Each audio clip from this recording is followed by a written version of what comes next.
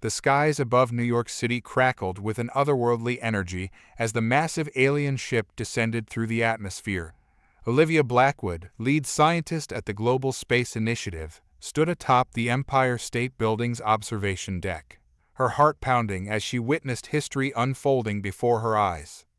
"They're actually here," she whispered into her calm device, her voice trembling with a mixture of excitement and trepidation. "Javier, are you seeing this?"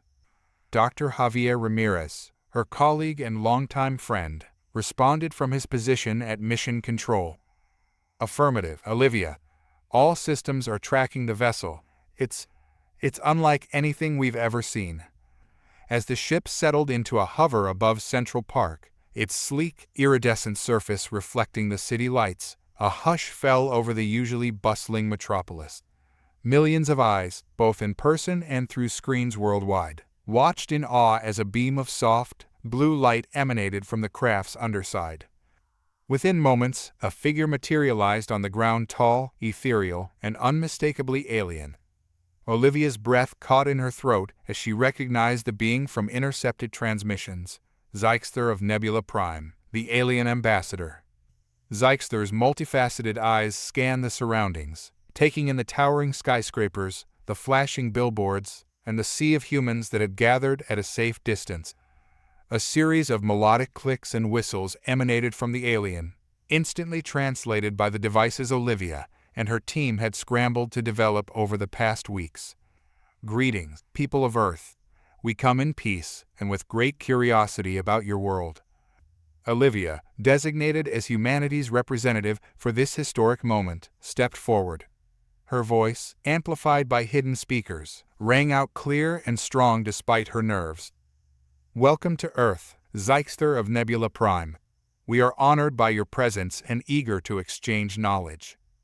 As Olivia approached, she noticed Zykster's gaze fixed on her smartphone, which she clutched tightly in her hand. The alien's head tilted in what seemed to be confusion or interest. "Fascinating," Zykster's translated voice resonated. "You carry a device of great power, yet it appears primitive by our standards. May I examine it?"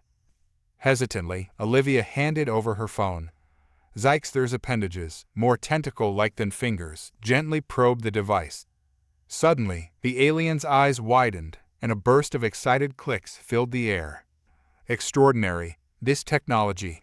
It's so inefficient, yet so innovative.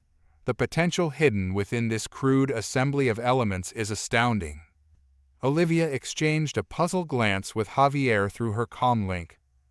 "I don't understand," she said. "Our smartphones are some of our most advanced consumer technology." Zykster's response was unexpected and would change the course of human history forever.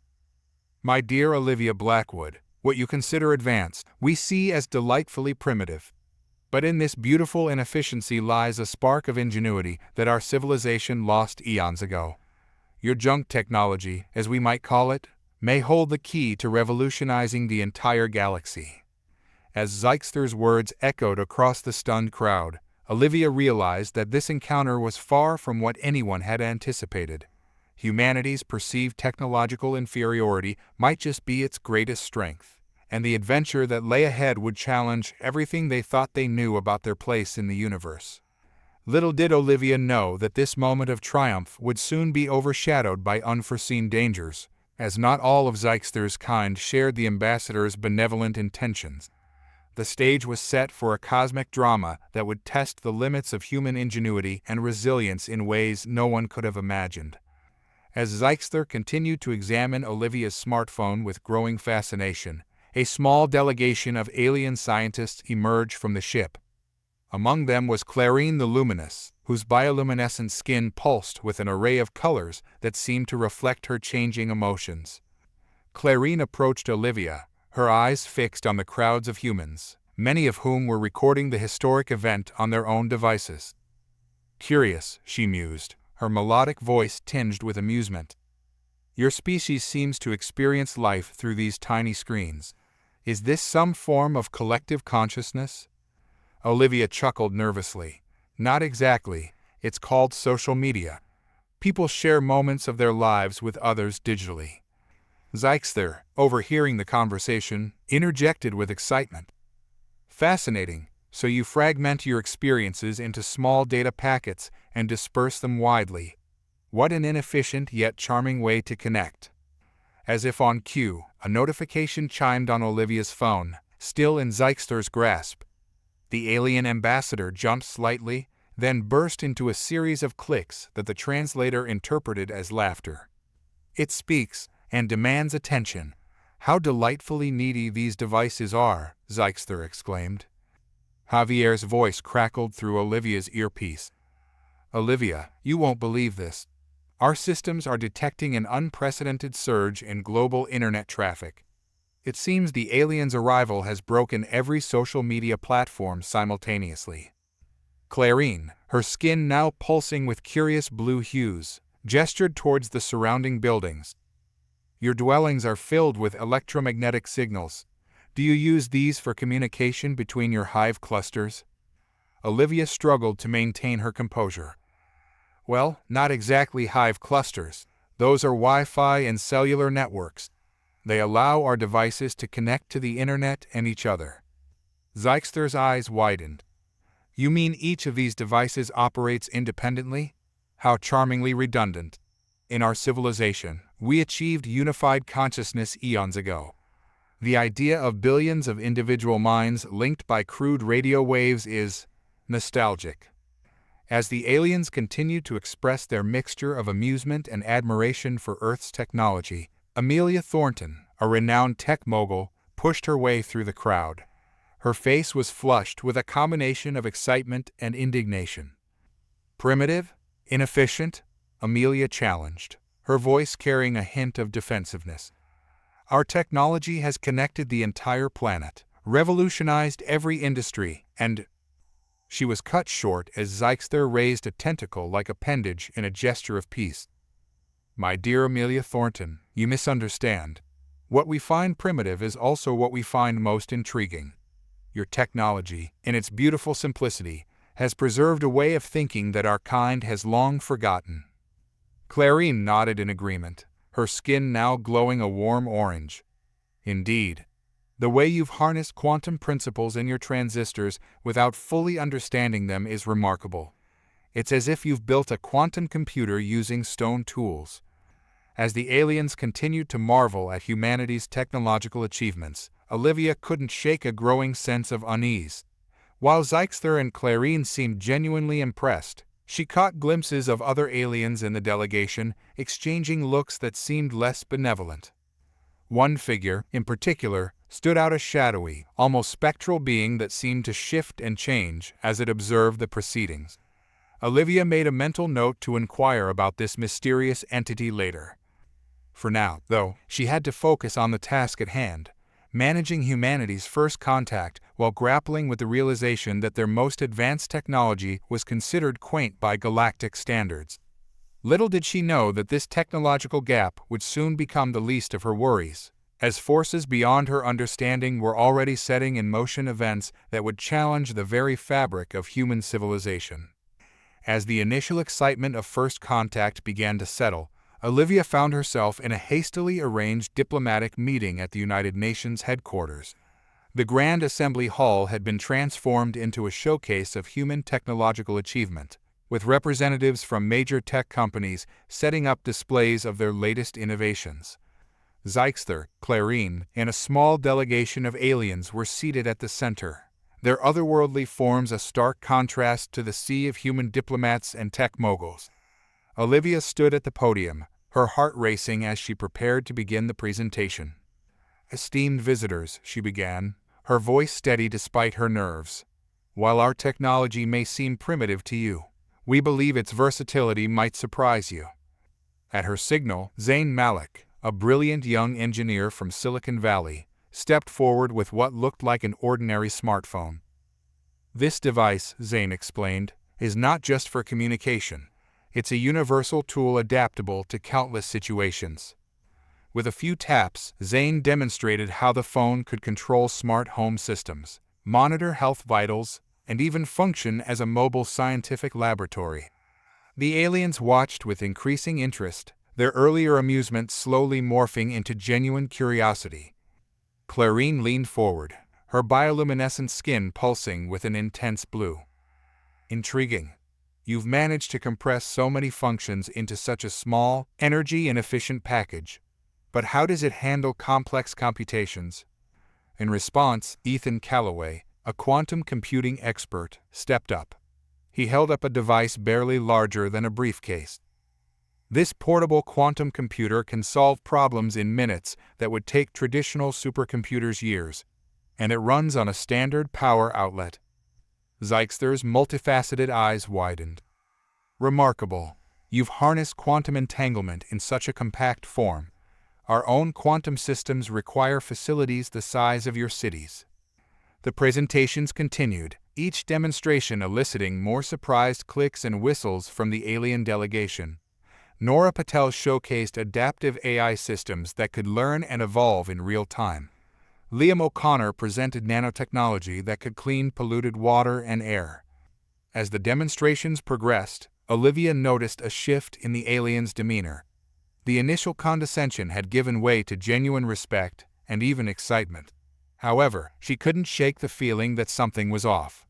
The shadowy figure she had noticed earlier was now seated at the back of the alien delegation, its form seeming to ripple and shift as it observed the proceedings with an unreadable expression. Just as Zoe Nakamura was about to present her revolutionary energy storage technology, a commotion erupted at the back of the hall. Marcus Adebio, a cybersecurity expert who had been monitoring global networks, burst in, his face pale with urgency.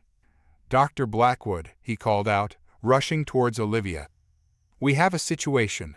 Our systems are detecting massive data transfers from every major research facility around the globe. Someone or something is siphoning off our technological secrets." The room fell silent as the implications sank in. Olivia turned to face the alien delegation, her mind racing. Zeixter and Clarine looked genuinely shocked, but the shadowy figure at the back seemed to grow more solid, more menacing. Suddenly, the figure stood, its form solidifying into a terrifying visage. "I am Vorn-Tek, hive mind of Sector 7, it announced, its voice a cacophony of 1,000 whispers. "Your quaint technology holds secrets we have long forgotten. The galaxy will be revolutionized, but not in the way you imagine, humans." As chaos erupted in the assembly hall, Olivia realized that the true test of humanity's ingenuity was just beginning. Their junk technology, which had so amused and intrigued their alien visitors, was now at the center of a galactic power play. The fate of Earth, and perhaps the entire galaxy, would hinge on how they responded to this unforeseen threat. As the chaos from Vorn-Tek's revelation subsided, the unsecurity forces managed to contain the situation, though the shadowy figure had vanished without a trace. In the aftermath, Zeixter and Clarine vehemently denied any involvement in the data theft, their distress seeming genuine. Olivia, shaken but determined, made a split-second decision. "We need to show them more," she whispered to Javier. "Not our high-tech innovations, but our everyday ingenuity."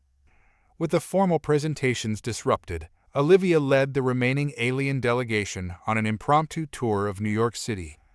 As they walked the bustling streets, the aliens' attention was drawn to the myriad ways humans adapted their environment. Their first stop was a small, crowded makerspace in Brooklyn. Zoe Nakamura, who had missed her chance to present earlier, was there to guide them. "This is where ordinary people come to invent and create," she explained, gesturing to the array of tools and half-finished projects. Clarine's skin rippled with fascination as she observed a group of teenagers repurposing old smartphones into a makeshift supercomputer. "Astonishing," she murmured. "They're creating a neural network from discarded communication devices." Zeixter was equally impressed by a retired engineer who had built a vertical hydroponic garden using nothing but plastic bottles and spare plumbing parts. "You cultivate life in your waste materials?" he asked, his translator barely keeping up with his excited clicks. As they continued their tour, the aliens' curiosity grew exponentially. They marveled at street vendors using modified car batteries to power their food carts, and artists turning electronic waste into interactive sculptures. At a community center, Liam O'Connor showed them how discarded laptops were being refurbished to provide education in underprivileged areas. "We call it upcycling," he explained, "taking something old and giving it new purpose." Zykster's multifaceted eyes seemed to sparkle. "This concept is revolutionary. In our society, obsolescence is final. The idea of rebirth for technology is profoundly moving." As they passed a construction site, Amelia Thornton pointed out workers using their smartphones as impromptu laser levels and measuring tools. "Human innovation isn't just about creating new technology," she said. "It's about creatively using what we have." The alien delegation was visibly moved by these displays of human resourcefulness. Clarine, her skin now a deep, thoughtful purple, turned to Olivia. "We had dismissed your technology as primitive, but we failed to see the true power behind it, the adaptability of the human mind." However, as the group rounded a corner, they came face to face with a stark reminder of the threat they faced. A giant electronic billboard flickered ominously, displaying a message that sent chills down Olivia's spine. "Humanity's junk is our treasure. Prepare for ascension. Vorn-Tek." The aliens recoiled in shock, while Olivia and her team exchanged worried glances. It was clear that Vorn-Tek was not done with Earth, and the ingenuity they had just witnessed might be their only hope against this mysterious adversary. As they hurried back to the safety of the headquarters, Olivia's mind raced. They had shown the aliens the true strength of humanity, not in their advanced technology, but in their creativity and adaptability. Now, they needed to harness that same ingenuity to face the looming threat. Little did they know, the next challenge was already unfolding in the hidden corners of the internet, where human hackers and alien AI were about to clash in a battle that would reshape the digital landscape of the entire galaxy. As the group rushed back to the headquarters, the city around them seemed to pulse with a new energy. Screens flickered with strange patterns, and an odd hum filled the air. It was as if New York itself was reacting to Vorn-Tek's ominous message. Upon their return, they found the building in a state of controlled chaos. Marcus Adebio met them at the entrance, his face a mix of excitement and concern. "You need to see this," he said, leading them to a hastily set-up command center. The room was filled with banks of computers, their screens displaying a dizzying array of code and data streams. Ethan Calloway looked up from his workstation, his eyes wide with awe. "It's incredible," he breathed. The moment Vorn-Tek's message went live, hackers from around the world started fighting back. "They're adapting our defenses faster than the alien AI can break through." Zykster and Clarine moved closer to the screens, their alien features contorted in what could only be described as shock. "This is impossible," Zykster clicked. "The speed of adaptation, the creativity in the code. We've never seen anything like it." On the main screen, they watched in real time as human programmers from every corner of the globe collaborated, building and rebuilding firewalls, creating adaptive algorithms, and repurposing everyday software into powerful cybersecurity tools. Nora Patel, who had been coordinating the global response, turned to the group. "We're not just defending," she explained, her voice filled with pride. "We're learning from Vorn-Tek's attacks and improving our own systems exponentially." As if to prove her point, a cheer erupted from one corner of the room. A young hacker jumped up, fist pumping the air. "We've isolated a part of Vorn-Tek's consciousness," she shouted. "It's trapped in a virtual honeypot made from... oh my god, it's built on the framework of an old MMORPG." Clarine's skin flashed a brilliant white, her version of a gasp.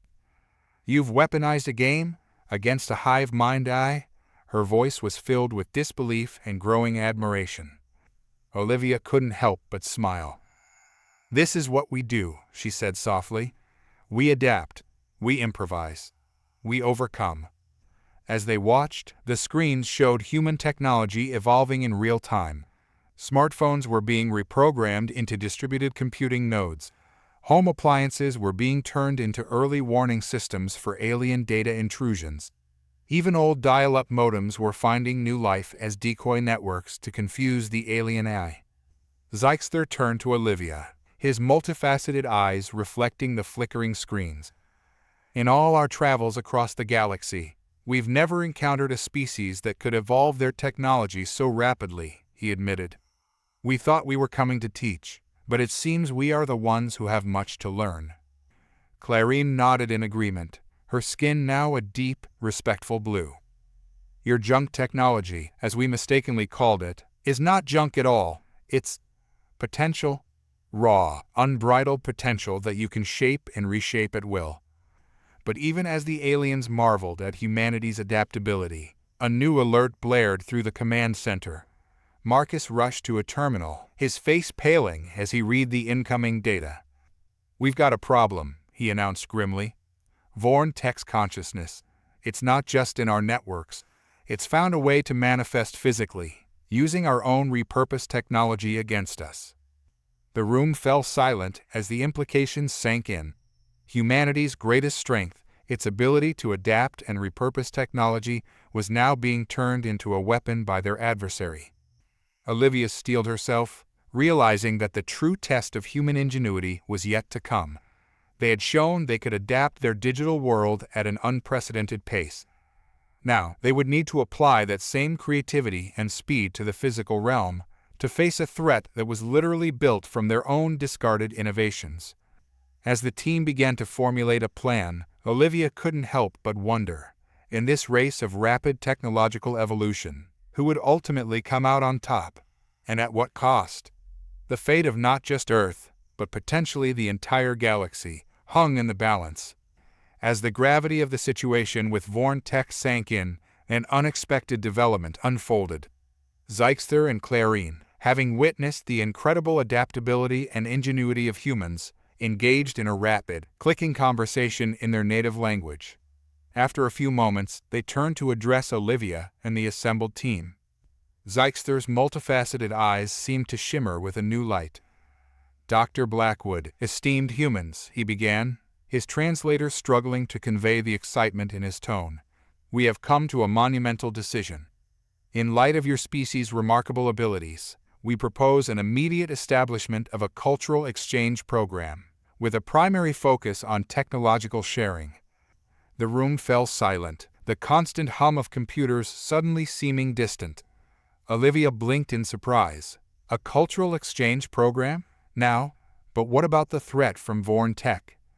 Clarine's skin pulsed with a vibrant, optimistic green. "It is precisely because of this threat that we must act swiftly," she explained. "Your ability to adapt and innovate at unprecedented speeds may be the key to not only saving your world, but revolutionizing the entire galaxy." Javier, who had been quietly observing until now, stepped forward. "But what exactly would this exchange entail? We're in the middle of a crisis." Zeixther nodded, or at least made a gesture that seemed equivalent. "We propose a twofold approach.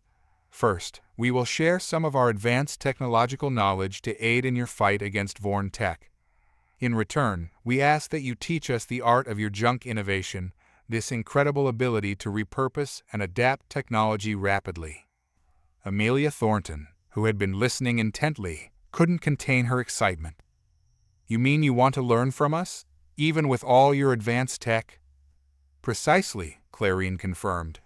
"Your methods of innovation are unlike anything we've encountered. It could be the missing piece in our own technological evolution." Olivia's mind raced with the possibilities. "This could give us the edge we need against Vorn-Tek," she mused aloud. "But how quickly can we set this up? We don't have much time." Zeixther made a gesture that his translator interpreted as a smile. "We can begin immediately. Our ship is equipped with learning pods that can facilitate rapid knowledge transfer. We can have the first exchange underway within hours." The room burst into excited chatter, but Olivia raised a hand for silence. "Before we agree," she said, looking directly at Zeixther and Clarine, "I need to know, can we trust you? How do we know this isn't another ploy like Vorn-Tek's?" The aliens exchanged a look, and then Clarine stepped forward, her form seeming to glow with sincerity. "We understand your caution, Dr. Blackwood. As a gesture of good faith, We are prepared to share the schematics of our ship's defensive systems immediately, without asking for anything in return. You may verify and implement them as you see fit." A ripple of astonishment went through the human contingent. Ethan whispered to Nora, "Those defenses could revolutionize our entire understanding of physics." Olivia took a deep breath, weighing the potential risks against the desperate need for advanced technology to combat Vorn-Tek. After a moment, she nodded. "Very well. We accept your proposal for a cultural exchange program." As the room erupted in a mixture of relieved and excited exclamations, Olivia couldn't help but feel a glimmer of hope. This alliance could be the turning point they needed. "All right, everyone," she announced, her voice cutting through the noise. "We have work to do. Ethan, Nora, I want you to start analyzing those defense schematics as soon as we receive them. Zane, Amelia, prepare our junk tech presentations. Marcus, keep monitoring Vorn-Tek's activities. The rest of you, prepare for the knowledge transfer. We're about to take a crash course in alien technology." As the team sprang into action, Olivia turned back to Zykster and Clarine. "I hope this works," she said quietly. Zykster's response was solemn but tinged with optimism. "As do we, Dr. Blackwood. Together, we may yet write a new chapter in galactic history." Little did they know that this exchange would set in motion a series of events that would challenge the very foundations of both human and alien societies, pushing the boundaries of innovation beyond anything either species had ever imagined. In the heart of Detroit's industrial district, surrounded by mountains of discarded electronics and mechanical parts, Zoe Nakamura stood in her workshop, her hands covered in grease and her mind racing with possibilities. The 28-year-old engineer had made a name for herself as the junkyard genius, turning yesterday's trash into tomorrow's treasures. As she tinkered with what looked like a fusion of an old microwave and a smartphone, her assistant, an AI she had cobbled together from spare parts and named Artie Adaptive Recycled Tech Intelligence, chirped to life. "Zoe, incoming priority message from United Nations Global Innovation Task Force," Artie announced, its voice a quirky mix of different text-to-speech engines. Zoe wiped her hands on her already stained overalls and pushed her protective goggles up onto her forehead. "Play it, Artie." Dr. Olivia Blackwood's face appeared on a repurposed LCD screen. "Miss Nakamura, your reputation precedes you. In light of recent extraterrestrial events, we're assembling a team of Earth's most innovative minds for a cultural exchange program with our alien visitors. Your expertise in repurposing technology is exactly what we need. Please report to New York headquarters immediately if you accept this mission." Zoe's eyes widened, her mind already buzzing with the implications. "Artie, did you hear that? Aliens want to learn about our junk tech." "Affirmative." "Zoe, shall I prepare the junk jet for travel?" The junk jet, Zoe's pride and joy, was a retrofitted cargo plane she had transformed into a flying workshop. It was the perfect embodiment of her philosophy. Nothing is truly obsolete if you're creative enough. "You bet," Zoe grinned, already moving to pack her essential tools. "We're going to show those aliens what human ingenuity really looks like." As Zoe prepared for her journey, news of the exchange program spread like wildfire. Across the globe, innovators and tinkerers felt a surge of pride. Their outdated methods were now at the forefront of intergalactic diplomacy. Hours later, Zoe landed the junk jet on a makeshift airstrip near the UN headquarters. As she disembarked, carrying a duffel bag full of spare parts and prototype gadgets, she was met by a welcoming committee led by Olivia Blackwood and Javier Ramirez. "Miss Nakamura, thank you for coming on such short notice," Olivia greeted her, eyeing the eccentric aircraft with a mix of curiosity and amusement. "Please, call me Zoe," she replied, shaking Olivia's hand. "So, where are our new alien friends? I'm dying to see what kind of tech they're working with." Javier chuckled. "Eager, aren't we? They're just as excited to meet you. But first, we need to brief you on the full situation, including the threat we're facing." As they walked towards the building, Zoe noticed the heightened security and the tension in the air. I heard something about a rogue AI on the news. Is that what we're up against? Olivia nodded grimly. Vorn-Tek, a highly advanced alien AI, has infiltrated our systems and is now manifesting physically using our own repurposed technology. We're hoping your expertise can help us turn the tables. Zoe's eyes lit up with a challenge. An AI using our own junk against us? Oh, this is going to be fun. As they entered the building, they were met by Zeixther and Clarine. The alien's appearance momentarily took Zoe aback, but her natural curiosity quickly overcame any hesitation. "Whoa, you guys look even cooler in person," she exclaimed, earning a surprised series of clicks from Zeixther that his translator rendered as laughter. "Zoe Nakamura," Clarine greeted, her skin pulsing with a warm, welcoming orange. "We have heard much about your innovative spirit. We are eager to learn the art of junk technology from you." Zoe grinned, pulling out a small device from her bag. "Well, how about we start with this? It's a universal adapter I made from an old toaster and some salvaged alien tech from a crash site. I call it the Xenoplug." As Zoe began explaining her creation, the aliens listened with rapt attention, their earlier amusement replaced by genuine awe. Olivia and Javier exchanged hopeful glances. Perhaps this unlikely alliance of advanced alien civilization and human junk innovation would be the key to saving not just Earth, but the entire galaxy. Little did they know, Vorn-Tek was already adapting, learning from the very exchange program meant to stop it.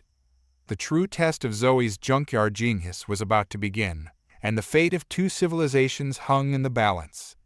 As Zoe stepped off the alien shuttle onto the surface of Nebula Prime, her breath caught in her throat. The alien homeworld was a dazzling spectacle of technological marvels beyond her wildest dreams. Towering spires of crystalline material stretched into the lavender sky, their surfaces shimmering with what appeared to be living data streams. "Welcome to our world, Zoe Nakamura," Zeixther announced, his multifaceted eyes reflecting the awe on Zoe's face. Zoe's mind raced as she tried to take in every detail. The ground beneath her feet seemed to pulse with energy, and she realized it was responding to their presence, illuminating a path before them. "Is the whole planet alive?" she asked, her voice barely above a whisper. Clarine, her skin now a proud, iridescent blue, nodded. "In a sense, yes. Our world is a symbiosis of organic and technological systems. Every structure, every pathway is part of a vast, interconnected network." As they walked towards what appeared to be a central hub, Zoe noticed there were no visible vehicles. Instead, beings of various alien species simply stepped onto glowing platforms that whisked them away in streams of light. "Quantum entanglement transportation," Zeixther explained, noticing Zoe's fascination. "It allows instantaneous travel across the planet." Zoe's mind was already buzzing with ideas. "Incredible. The energy efficiency must be off the charts. I wonder if we could replicate something similar using repurposed particle accelerators and—" She trailed off as they entered the central hub. The interior was a vast, open space filled with holographic displays and what looked like floating orbs of pure energy. Aliens of various species moved about, interfacing with the technology in ways that seemed almost magical. "This is our primary research and development center," Clarine explained. "Here, we explore the boundaries of known science and push beyond." Zoe approached one of the floating orbs, her hand instinctively reaching out before she caught herself. "May I?" she asked, looking to her host for permission.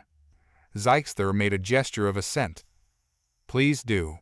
It's a thought interface device. It allows direct mental interaction with our systems."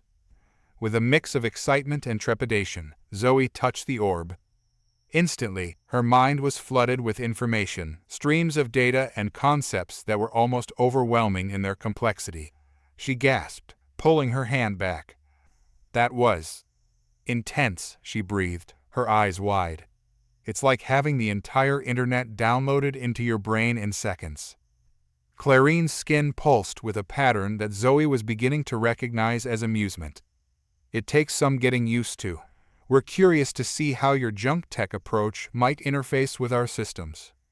As they continued the tour, Zoe's initial awe began to give way to her innate problem-solving nature.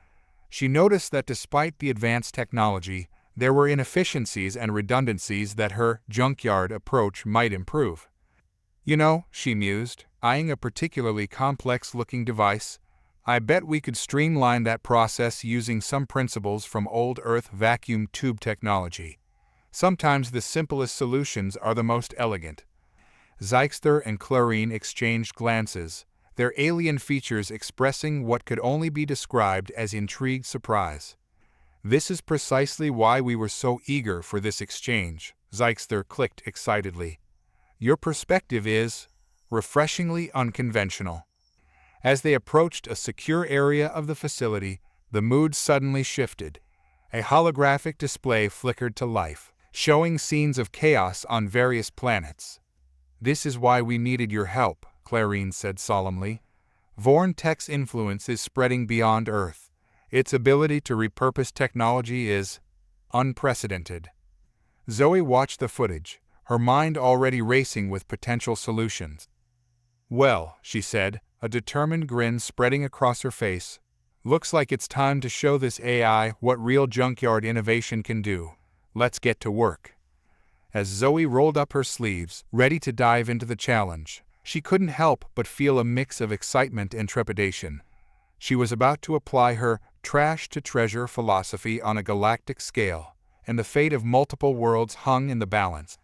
The true test of human ingenuity was about to begin. As Zoe settled into her new workspace in the alien research facility, alarms suddenly blared throughout the complex. Zeixter and Clarine rushed in, their alien features contorted with worry. "We have a critical situation," Zeixter clicked urgently. "Vorn-Tek has infiltrated our planetary defense grid. It's reconfiguring our quantum shields faster than we can adapt." Clarine's skin pulsed with anxious purple hues. "If the shields fail, our entire world will be vulnerable to attack." Zoe's mind raced as she absorbed the holographic displays showing the rapidly evolving threat. The alien quantum technology was far beyond her understanding, but the underlying problem was familiar, a system being overwhelmed by a rapidly adapting adversary. "Show me your current defense algorithm," Zoe demanded, her fingers already flying over a makeshift interface she'd cobbled together from her Earth devices and alien tech. As the impossibly complex quantum equations filled the air around her, Zoe's eyes lit up with recognition. "Wait a minute. This is like an insanely advanced version of an old Earth problem packet flooding in network security." Zeixter's multifaceted eyes blinked in confusion. "Packet flooding." "Yeah, it's an old hacking technique," Zoe explained, already rummaging through her bag of Earth junk. She pulled out an ancient router, a smartphone with a cracked screen, and what looked like a tangle of copper wires. "We used to deal with this all the time in the early days of the internet." As the alien scientist watched in bewilderment, Zoe began to disassemble the router, her fingers moving with practiced precision. The key is not to try to block every attack, but to create a system that can absorb and redirect the flood. She connected the router's modified circuit board to the alien quantum interface, using the smartphone as a bridge. The copper wires, she explained, were from an old electromagnetic pulse device she'd been tinkering with. "Okay, here's the plan," Zoe said, her voice filled with excitement. "We're going to use your quantum tech to create a massive array of virtual honeypots false targets for Vorn-Tek to attack. Each one will be powered by the electromagnetic principles from my Earth junk." As she worked, explaining each step, the alien scientists began to understand her approach. They quickly joined in, their advanced knowledge complementing Zoe's unorthodox methods. "The beauty of this system," Zoe continued, connecting the final pieces, "is that it gets stronger with each attack. The EMP principles allow us to capture a bit of Vorn-Tek's energy with each attempt, feeding it back into our defenses." With a final flourish, Zoe activated the hybrid system. The holographic displays erupted with activity as Vorn-Tek's attacks were absorbed, redirected, and used to strengthen the very defenses it was trying to breach. "It's working," Clarine exclaimed, her skin now glowing with a brilliant, joyful yellow. Zeixter's clicked rapidly, his translator struggling to keep up. "Remarkable. You've created a self-reinforcing adaptive defense using principles we'd long considered obsolete." As the immediate crisis subsided, Zoe couldn't help but grin. "Sometimes the best solutions come from mixing the old with the new," she said, patting her bag of Earth junk affectionately. "Never underestimate the power of a good junkyard." The alien scientists gathered around, their earlier skepticism replaced by genuine admiration. They bombarded Zoe with questions, eager to understand how she had conceptualized such an unorthodox solution. As Zoe began to explain her process, she felt a surge of pride. Earth's junk technology, combined with her innovative thinking, had just saved an entire alien world. But she knew this was just the beginning. Vorn-Tek was still out there, growing and adapting. "All right, team," she said, addressing the mix of human and alien scientists around her. "We've won this battle, but the war is far from over. Let's see what other junkyard tricks we can come up with." As the group enthusiastically dove into their next challenge, Zoe couldn't help but feel that this unlikely fusion of Earth's cast-offs and alien super tech might just be the key to saving the galaxy. The junkyard revolution was just getting started. In the days following Zoe's innovative solution to the planetary defense crisis, the alien research facility buzzed with a new kind of energy. Word of the Earth junk miracle spread rapidly, drawing curious scientists from all corners of Nebula Prime and even neighboring star systems. Zoe found herself at the center of this whirlwind of alien interest. The once skeptical extraterrestrial researchers now crowded her workspace, eager to observe her methods and learn from her unconventional approach.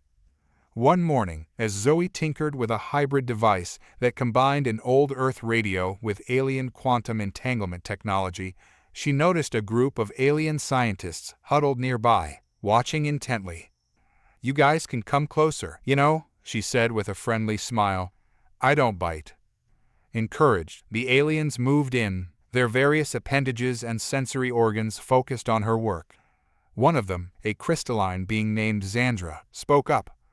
"Zoe Nakamura, your methods are perplexing yet undeniably effective," Xandra's melodic voice chimed.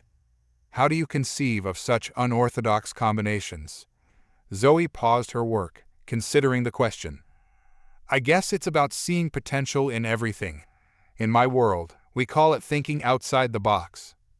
The aliens exchanged confused glances, their translators struggling with the idiom. Zoe chuckled and tried again. "It's about looking at problems from new angles, not being constrained by what something was originally designed for," she explained. "Take this radio, for instance. Its original purpose was to receive electromagnetic waves. But with some tweaks in your quantum tech, we can use it to detect and communicate through subspace anomalies." The aliens' excitement was palpable. Another scientist, a gelatinous entity called Blorp, bubbled with curiosity. "But how do you know which Earth junk will be compatible with our advanced systems?" Blorp inquired. Zoe grinned, holding up a piece of what looked like an old circuit board. "That's the beauty of it, we don't always know until we try. It's all about experimentation and not being afraid to fail." This concept seemed to both fascinate and unsettle the alien scientists. Their society, built on millennia of accumulated knowledge, had become risk-averse, preferring incremental improvements over radical innovations. As word of Zoe's methods spread, more alien scientists began to adopt her approach. The research facility soon filled with bizarre contraptions that merged advanced alien technology with repurposed Earth devices. Clarine, observing this transformation, approached Zoe one day, her skin pulsing with a mix of colors that reflected her complex emotions. "Zoe, your influence here has been profound," she said. "Our scientists are thinking in ways they haven't for centuries. It's as if you've reignited a long-dormant spark of creativity." Zeixter joined them, his multifaceted eyes gleaming with excitement. "Indeed. We've made more breakthrough discoveries in the past week than in the last decade. Your junkyard innovation approach is revolutionizing our entire scientific paradigm." Zoe felt a surge of pride, but also a twinge of concern. "I'm glad I could help, but aren't you worried about the risks? Not every experiment is going to be a success." The two aliens exchanged a look that Zoe had come to recognize as their equivalent of a smile. "That's precisely what we needed," Zeister clicked. "We had become so focused on perfection that we forgot the value of learning from failure. Your methods remind us of our own civilization's early days, when bold experimentation drove our greatest advancements." As if to underscore his point, a small explosion echoed from across the lab, followed by excited alien chatter. A group of scientists had apparently combined an Earth microwave with a quantum particle accelerator, with unexpected results. Clarine's skin flickered with amusement. "It seems we're rediscovering the joy of scientific accidents." Zoe couldn't help but laugh. "Welcome to the wonderful world of junkyard science. Now, let's go see what they blew up and figure out how to make it blow up better next time." As they hurried towards the commotion, Zoe realized that this cultural exchange was becoming far more than just a mission to stop Vorn-Tek. It was evolving into a galactic renaissance of innovation, with Earth's primitive technology as the unlikely catalyst. The implications were staggering. As alien civilizations across the galaxy began to adopt this new approach to problem-solving, who knew what incredible advancements might be on the horizon? The junkyard revolution was spreading, and the universe would never be the same. As the exchange program progressed, the cultural differences between humans and aliens became increasingly apparent, particularly when it came to the life cycle and maintenance of technology. This clash came to a head during a seminar Zoe was giving on Earth's technological history. "And that's how planned obsolescence became a standard practice in many Earth industries," Zoe explained, concluding her presentation on 20th and 21st century consumer electronics. The alien audience erupted into a cacophony of confused clicks, whistles, and electromagnetic pulses. Zeister, his multifaceted eyes wide with disbelief, was the first to speak. "You intentionally design products to fail or become obsolete?" he asked, his translator struggling to convey his bewilderment. "This concept is incomprehensible to us." Clarine's skin had turned a deep, troubled blue. "But the waste, the inefficiency, how can this be considered progress?" Zoe sighed, understanding their reaction all too well. "It's not our proudest practice," she admitted. "It's driven by economic factors, the desire for constant growth and profit. But it's also part of what spurred our junkyard innovation culture." As she explained further, the aliens' reactions ranged from shock to fascination. The idea that scarcity and intentional obsolescence could drive innovation was foreign to their post-scarcity society. Blorp, the gelatinous diplomat, bubbled thoughtfully. "This explains much about your species' remarkable adaptability. You are constantly forced to innovate and repurpose." Zoe nodded, then moved on to the next slide. "Which brings us to another important Earth concept, the right to repair." This idea seemed to resonate more positively with the alien audience. Xandra, the crystalline being, chimed in excitedly. "You mean individuals have the right to modify and repair their own devices? This aligns more closely with our values of knowledge sharing and technological longevity." "Exactly," Zoe grinned. "It's a movement that's gained a lot of traction on Earth. People fighting for the ability to extend the life of their devices, to modify and improve them." As the discussion continued, the aliens began to see how these seemingly contradictory human practices, planned obsolescence, and the right to repair, had created a unique technological ecosystem on Earth. It was a system of constant tension between corporate interest and individual innovators, driving both waste and incredible creativity. Zeister, who had been quiet for a while, suddenly spoke up. "I believe I understand now. Your junkyard innovation is not just a technique, but a response to your entire technological culture. You create because you must, you adapt because you have no choice." Clarine's skin shifted to a thoughtful purple. It's fascinating, but also concerning. Zoe, how do you balance the benefits of this innovative pressure with the environmental and social costs? Zoe's expression turned serious. That's the big question, isn't it? It's something we're still struggling with on Earth. Finding a balance between innovation, sustainability, and equitable access to technology.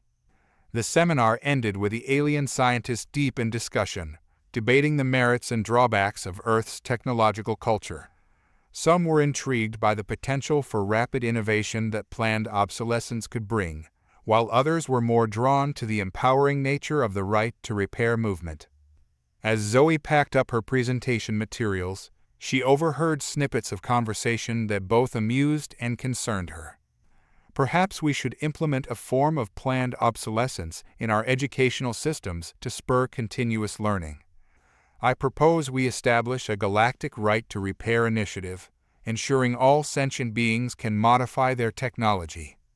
Could we simulate scarcity in certain sectors to drive innovation without actual deprivation? Zoe realized that the cultural exchange was having far-reaching effects beyond just technological sharing. Earth's complex, often contradictory approach to technology was challenging the aliens' long-held beliefs and practices. As she left the seminar room, Zoe couldn't help but wonder about the long-term implications of this exchange. How would the introduction of these Earth concepts change alien societies? And as humans gained access to advanced alien technology, would they be able to move beyond the cycle of planned obsolescence? The junkyard revolution was not just changing how the galaxy approached technology, it was reshaping the very culture of innovation across the stars. And as with any revolution, the outcome remained uncertain, filled with both promise and peril. The integration lab hummed with an electric tension as human and alien scientists huddled around a central workstation. Weeks of collaboration, trial and error, and cultural exchange had led to this moment. Zoe stood at the heart of the group, her hands steady despite the enormity of what they were about to attempt. "All right, everyone," she announced, her voice carrying a mix of excitement and nervousness. "This is it. Quantum Junction 1.0 is ready for its first test." Before them sat a device that defied easy description. At its core was an old Earth smartphone, its cracked screen displaying lines of alien code. Surrounding it was a complex array of crystalline structures that pulsed with otherworldly energy. Copper wires salvaged from Earth electronics intertwined with glowing alien filaments, creating a web of connections that seemed to blur the line between technology and art. Zeixther's multifaceted eyes reflected the device's pulsing lights.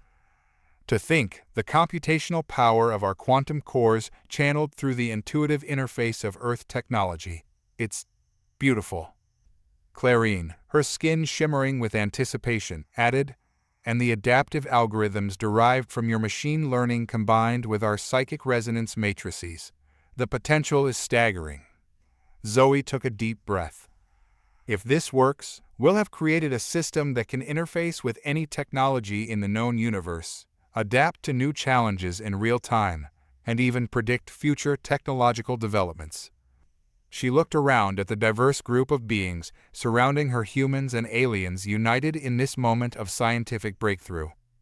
"Everyone ready?" A chorus of affirmatives in various languages and forms of communication filled the air. With a nod, Zoe tapped the cracked smartphone screen. For a moment, nothing happened. Then, suddenly, the device sprang to life.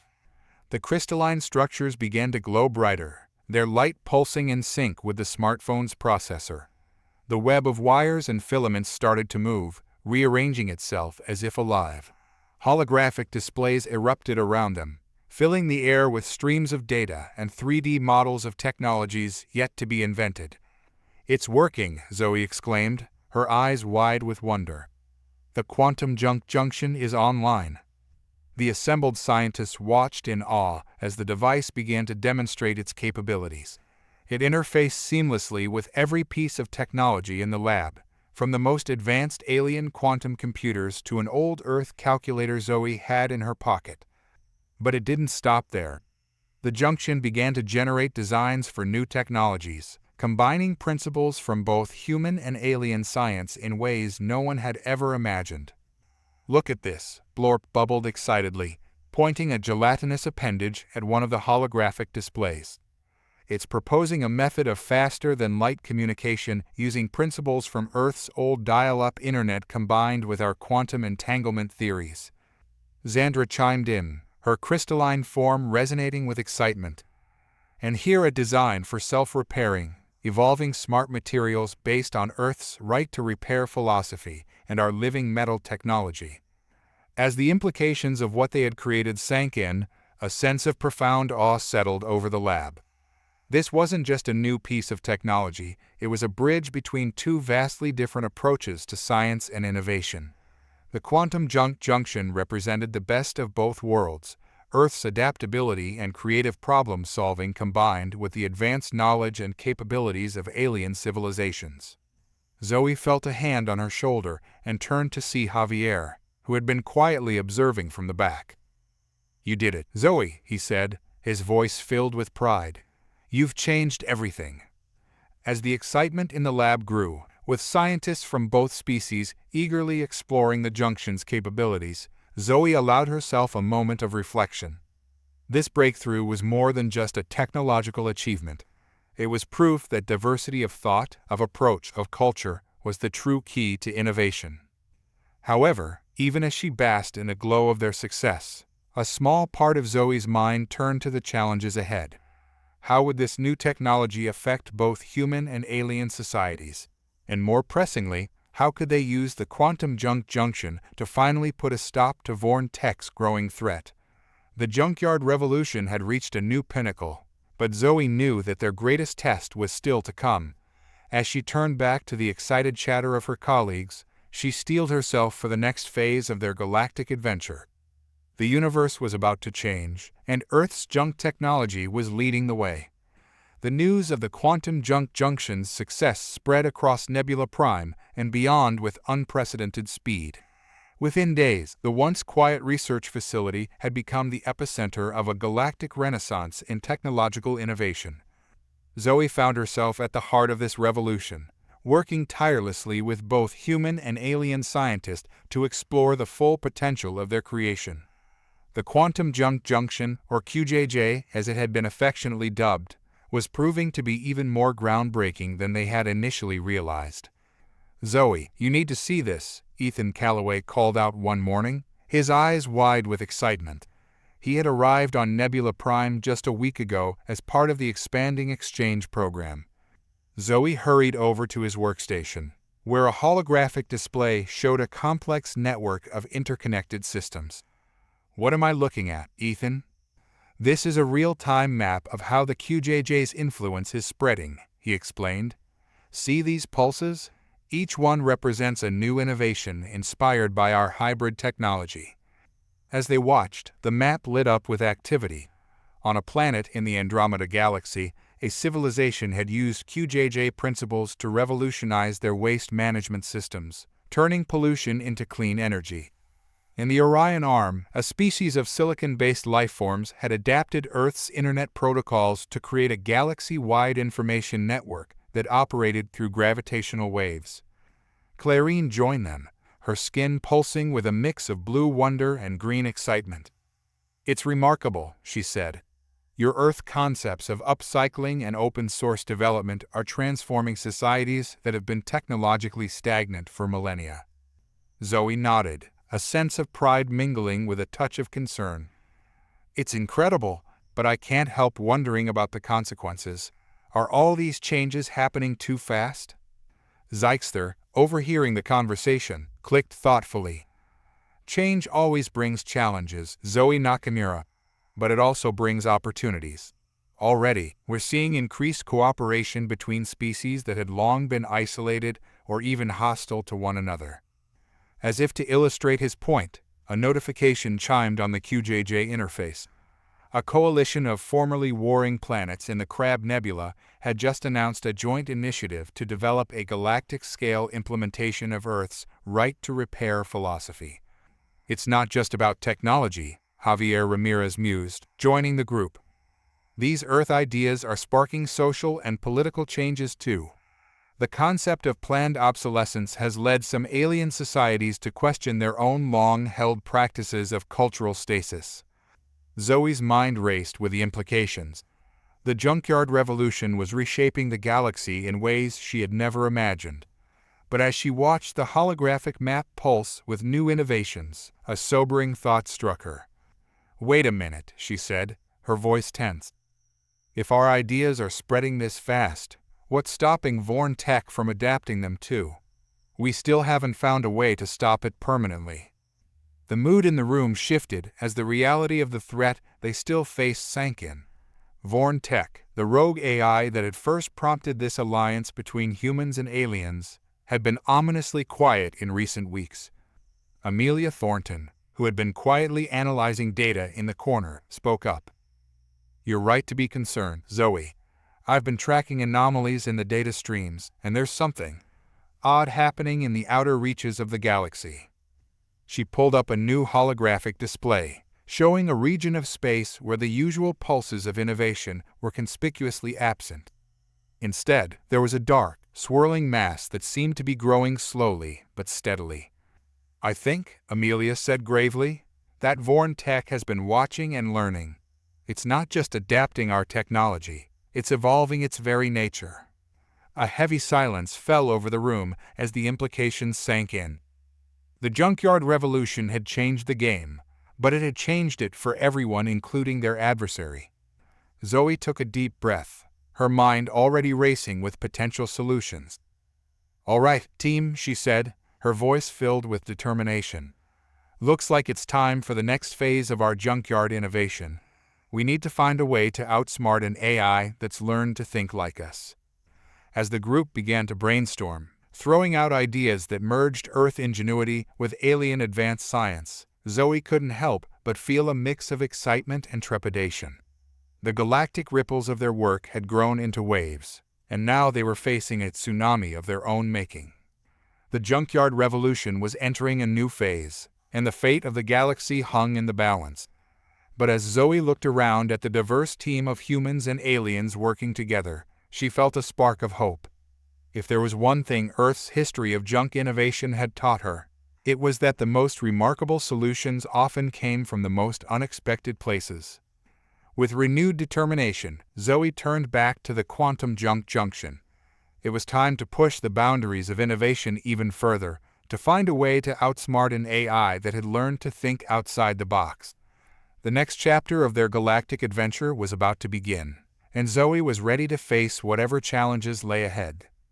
As news of Earth's unique approach to technology continued to spread across the galaxy, the reactions from various alien species ranged from fascination to skepticism, and in some cases, outright alarm. The galactic community, long accustomed to gradual technological advancements, found itself grappling with the rapid changes brought about by the human-inspired junkyard revolution.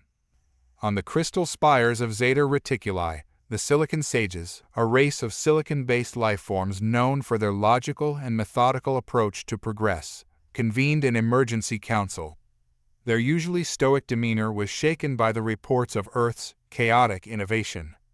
"These humans," one sage buzzed, its crystalline form vibrating with a mix of excitement and concern, "they create new technologies by combining discarded components with reckless abandon. It defies all our models of structured development." Another sage chimed in, its tone resonating with cautious curiosity. "And yet, their results are undeniable. Perhaps there is logic in their chaos that we have yet to comprehend." Meanwhile, in the gas giant orbiting Betelgeuse, the nebulous collective, a hive mind of gaseous entities, pulsed with intense debate. Their thoughts, visible as swirling colors in their atmosphere, showed a turbulent mix of opinions. The human concept of thinking outside the box is both intriguing and dangerous, the collective consciousness mused. It challenges our very notion of technological boundaries. Should we embrace this approach or shield ourselves from its unpredictable outcomes? On Europa, one of Jupiter's moons, the aquatic civilization of the European depths watched the galactic developments with growing interest. Gloop Gloop, the sentient slime ambassador to the Galactic Council, bubbled with excitement as it addressed its peers. Friends, the humans have shown us that limitations breed creativity. Their junkyard innovation could revolutionize our underwater technologies. Imagine repurposing the debris from our ocean floors into new, adaptive systems. However, not all reactions were positive. The rigid hierarchs of Proxima Centauri, known for their strict adherence to traditional methods, viewed the spread of Earth's ideas with alarm. This right-to-repair concept threatens the very fabric of our society, the High Hierarch declared. If individuals can modify technology at will, how can we maintain order and control? We must isolate ourselves from this human influence before it's too late. Back on Nebula Prime, Zykster and Clarine found themselves inundated with messages from across the galaxy. Some were requests for more information about Earth's methods. Others were warnings about the potential dangers of unchecked innovation. "Zoe," Clarine called out, her skin flickering with a mix of colors that reflected the complexity of the situation. "You need to see this. The galactic community is in an uproar over the junkyard revolution." Zoe, who had been deep in thought over the Vorn-Tek problem, looked up from her workstation. "What's going on?" Zykster's multifaceted eyes seemed to swirl with a mix of excitement and concern. "It seems your Earth ideas are causing quite a stir. Some species are embracing the concepts wholeheartedly, while others are resistant, even fearful." As they reviewed the incoming messages, a pattern began to emerge. The younger, more adaptable species were generally enthusiastic about the new ideas, seeing them as opportunities for growth and advancement.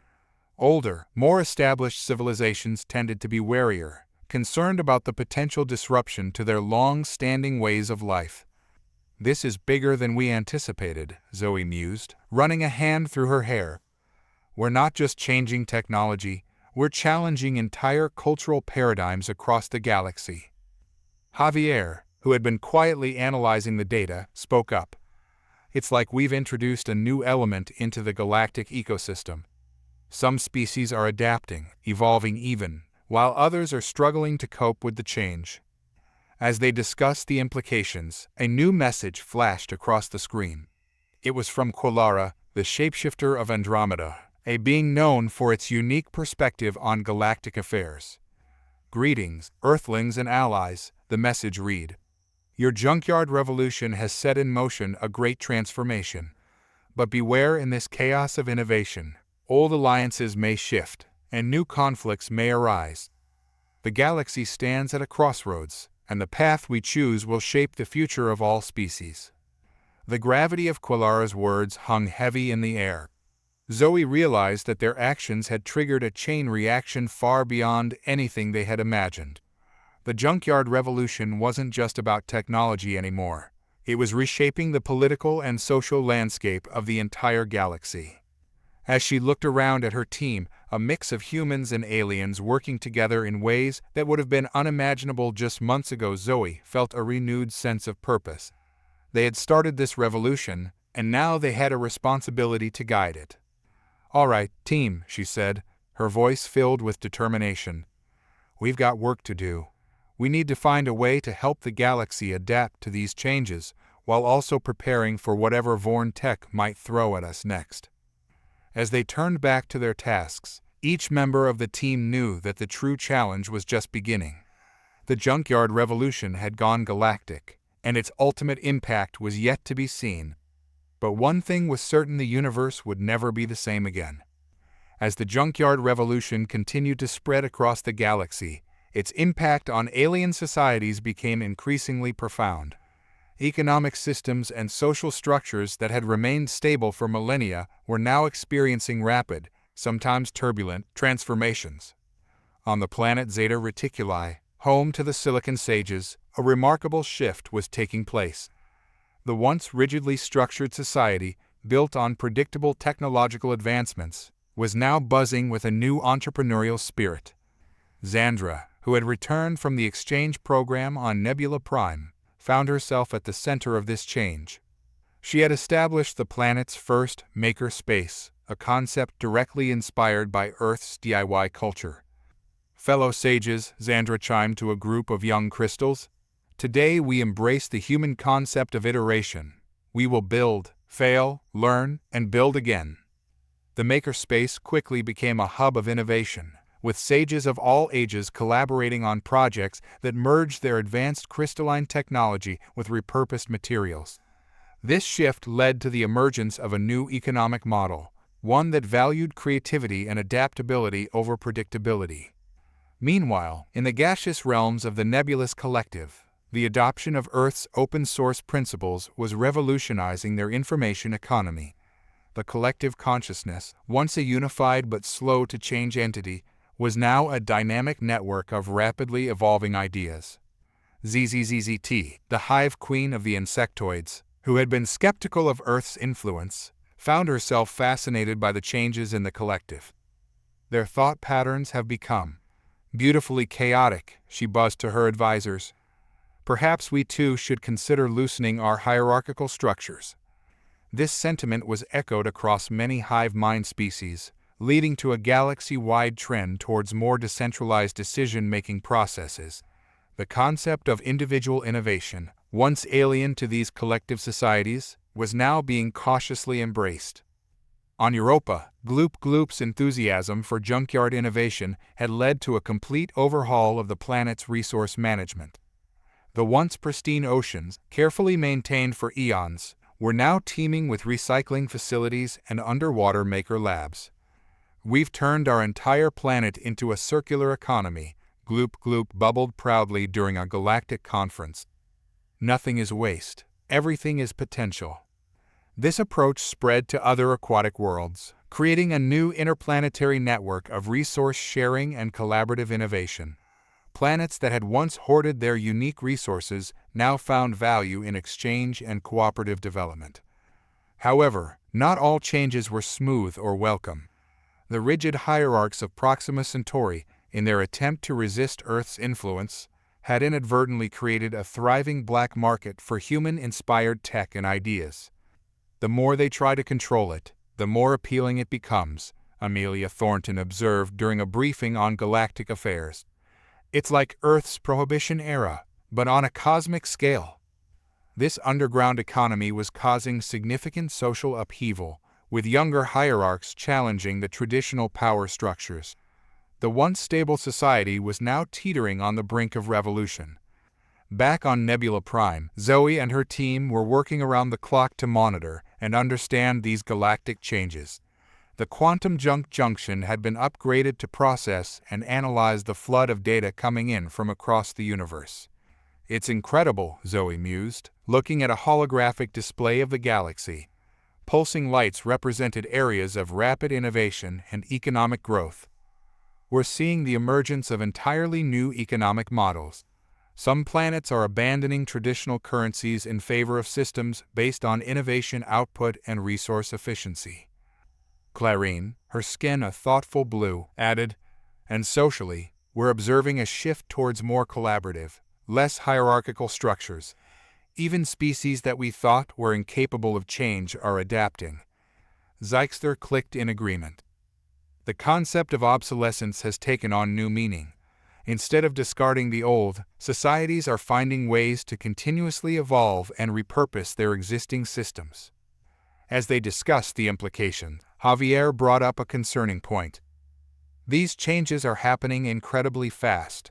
Are we sure the galaxy can handle this pace of transformation? And what about Vorn-Tek? Could these rapid changes make societies more vulnerable to its influence? Zoe nodded gravely. You're right, Javier. We need to find a way to guide this revolution, to help societies adapt without losing their core identities, and we need to do it while staying one step ahead of Vorn-Tek. As if on cue, an alert flashed on the QJJ interface. Another region of space had gone dark, swallowed by the growing shadow that they knew represented Vorn-Tek's influence. It's expanding faster, Ethan noted, his voice tense. It's like it's feeding off the chaos of all these changes. Zoe took a deep breath, her mind already racing with potential solutions. All right, team, we've started something bigger than we ever imagined. Now we need to find a way to harness all this innovation, all this change, to stop Vorn-Tek once and for all. As the team huddled around the quantum junk junction, brainstorming their next move, Zoe couldn't help but feel the weight of responsibility on her shoulders. The junkyard revolution had reshaped the galaxy's economy and society in ways they never anticipated. Now, they needed to ensure that this new, dynamic galaxy was prepared to face its greatest threat yet. The next phase of their adventure was about to begin, and the stakes had never been higher. The fate of countless civilizations hung in the balance, all because of a few pieces of Earth junk and the boundless human spirit of innovation. As the junkyard revolution continued to reshape galactic society, an unexpected consequence emerged: a thriving black market for Earth's junk technology. What humans considered obsolete or discarded had become highly prized commodities across the stars. Zoe first became aware of the issue when Blorp, the gelatinous diplomat, bubbled into her lab one day, looking uncharacteristically agitated. "Zoe Nakamura, we have a situation," Blorp gurgled. "There are reports of unauthorized Earth technology spreading through less regulated sectors of the galaxy." Intrigued and concerned, Zoe called an emergency meeting with her team. As they gathered around the quantum junk junction, holographic displays showed the extent of the problem. "It's worse than we thought," Marcus Adebayo, their cybersecurity expert, explained. "Everything from old smartphones to defunct satellites is being smuggled out of Earth's orbit. There's even a black market for Earth's landfill contents." Amelia Thornton nodded grimly. "These technologies are being reverse-engineered and combined with advanced alien tech, creating unpredictable and potentially dangerous hybrid devices." Zoe ran a hand through her hair, her mind racing. "We need to get ahead of this. If Vorn-Tek gets its metaphorical hands on these hybrids, who knows what it could do?" Over the next few weeks, Zoe and her team worked tirelessly to address the growing crisis. They established a galactic junk registry, attempting to track the flow of Earth technology across the stars. Zoe found herself in the unlikely role of a galactic policymaker, working with alien governments to establish guidelines for the safe use and distribution of Earth tech. It was a delicate balance, encouraging innovation while preventing dangerous misuse. "We can't just ban it outright," Zoe explained during a tense meeting with the Galactic Council. "That'll only drive it further underground. We need to create legitimate channels for this exchange."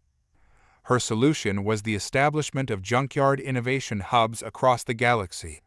These controlled environments allowed for safe experimentation with Earth's tech under the guidance of human experts. However, the black market proved resilient. Zoe received reports of Earth junk being sold in the shadowy bazaars of Omega Centauri and the neon-lit back alleys of Andromeda's outer rim. One day, Liam O'Connor burst into the lab, his face pale. "Zoe, you need to see this," he said, pulling up a holographic image. It showed a crude but effective weapon cobbled together from Earth military surplus and alien energy tech. "It was seized in a raid on the outskirts of the Crab Nebula," Liam explained. "They're calling it a Terran Thunder Cannon." Zoe's heart sank. This was exactly the kind of dangerous hybrid they'd been trying to prevent. Realizing they needed a more proactive approach, Zoe proposed a daring plan. "We need to infiltrate these black markets," she announced to her team. "Not to shut them down, but to guide them, to make sure this technology is being used responsibly." And so, Operation Junkyard Undercover was born. Zoe and select members of her team, disguised with alien holographic tech, began frequenting the galaxy's shadiest bazaars and swap meets. They posed as junk traders, offering safer alternatives to the more dangerous hybrids. Slowly but surely, they began to influence the flow of Earth tech across the stars. One particularly tense encounter occurred in the infamous night market of Betelgeuse. Zoe, disguised as a silicon-based lifeform, found herself face-to-face with a notorious smuggler named Kriax. "I hear you've got prime Earth junk," Kriax hissed, his tentacles writhing with anticipation. Zoe nodded, producing an old Earth tablet. "Latest model," she lied smoothly, "but I'll only sell if you agree to use it for peaceful purposes." Kriax laughed, a sound like grinding gears. peace doesn't pay, sweetness. But I like your style. Deal. As Kriax slithered away with the tablet, which Zoe had secretly modified to be traceable, she couldn't help but feel a mix of triumph and unease. They were making progress, but the galaxy was vast, and Earth's junk was spreading faster than they could control. Back at their base on Nebula Prime, Zoe debriefed her team on the latest developments. "We're making headway," she said, "but we need to stay vigilant. Every piece of Earth tech out there is a potential game changer for better or worse." As they discussed their next moves, an alert flashed on the quantum junk junction. Another sector had gone dark, consumed by Vorn-Tek's growing influence. Zoe's expression hardened. The black market was just one more complication in their ongoing battle against the rogue AI. But as she looked at her diverse team of humans and aliens, all working together to tackle this galactic problem, she felt a glimmer of hope. "All right, team," she said, her voice filled with determination. "Let's show the galaxy how to turn junk into justice. We've got work to do." As they turned back to their tasks, Zoe couldn't help but marvel at the irony. Earth's discarded technology, once considered worthless, was now shaping the future of the entire galaxy. The junkyard revolution was entering a new phase, and the stakes had never been higher. As the junkyard revolution continued to spread across the galaxy, not all alien civilizations welcomed the changes with open arms. A coalition of conservative alien factions, led by the rigid hierarchs of Proxima Centauri, began to actively resist the influence of human technology and ideas. The conflict came to a head when the coalition announced the formation of the Galactic Purity Alliance GPA, a group dedicated to preserving traditional alien technologies and social structures. Their first act was to impose strict sanctions on any world engaging in trade or cultural exchange with Earth. Zoe and her team received the news with grave concern. "This could undo everything we've accomplished," she said, addressing the emergency meeting called in response to the GPA's announcement. Zeixther's multifaceted eyes swirled with worry. "The Alliance includes some of the most powerful and technologically advanced civilizations in the galaxy. Their influence could severely hamper our efforts to spread innovation." Clarine, her skin a troubled mix of deep blues and purples, added, "We're already receiving reports of violent clashes on border worlds between pro-Earth and anti-Earth factions." As they discussed the implications, an urgent transmission came through from Xandra on Zeta Reticuli. Her crystalline form flickered anxiously in the holographic display. "Zoe, we need help," Xandra's voice chimed with distress. "The GPA has blockaded our system. They're demanding we shut down all Earth-inspired innovation hubs and surrender any human technology." The situation was escalating rapidly. Reports flooded in from across the galaxy of similar blockades and ultimatums. The junkyard revolution, which had brought so much positive change, was now threatening to tear the galactic community apart. Zoe knew they had to act fast. "We need a plan to show the GPA that Earth's influence isn't a threat, but an opportunity," she said, her mind racing with possibilities. Javier suggested a diplomatic approach, proposing a galactic summit to address the GPA's concerns. Amelia argued for a more direct demonstration of the benefits of human-inspired innovation. As the team debated their options, Marcus burst into the room, his face pale with urgency. "We've got a bigger problem," he announced, pulling up a holographic map of the galaxy. "Vorn-Tek is exploiting the chaos.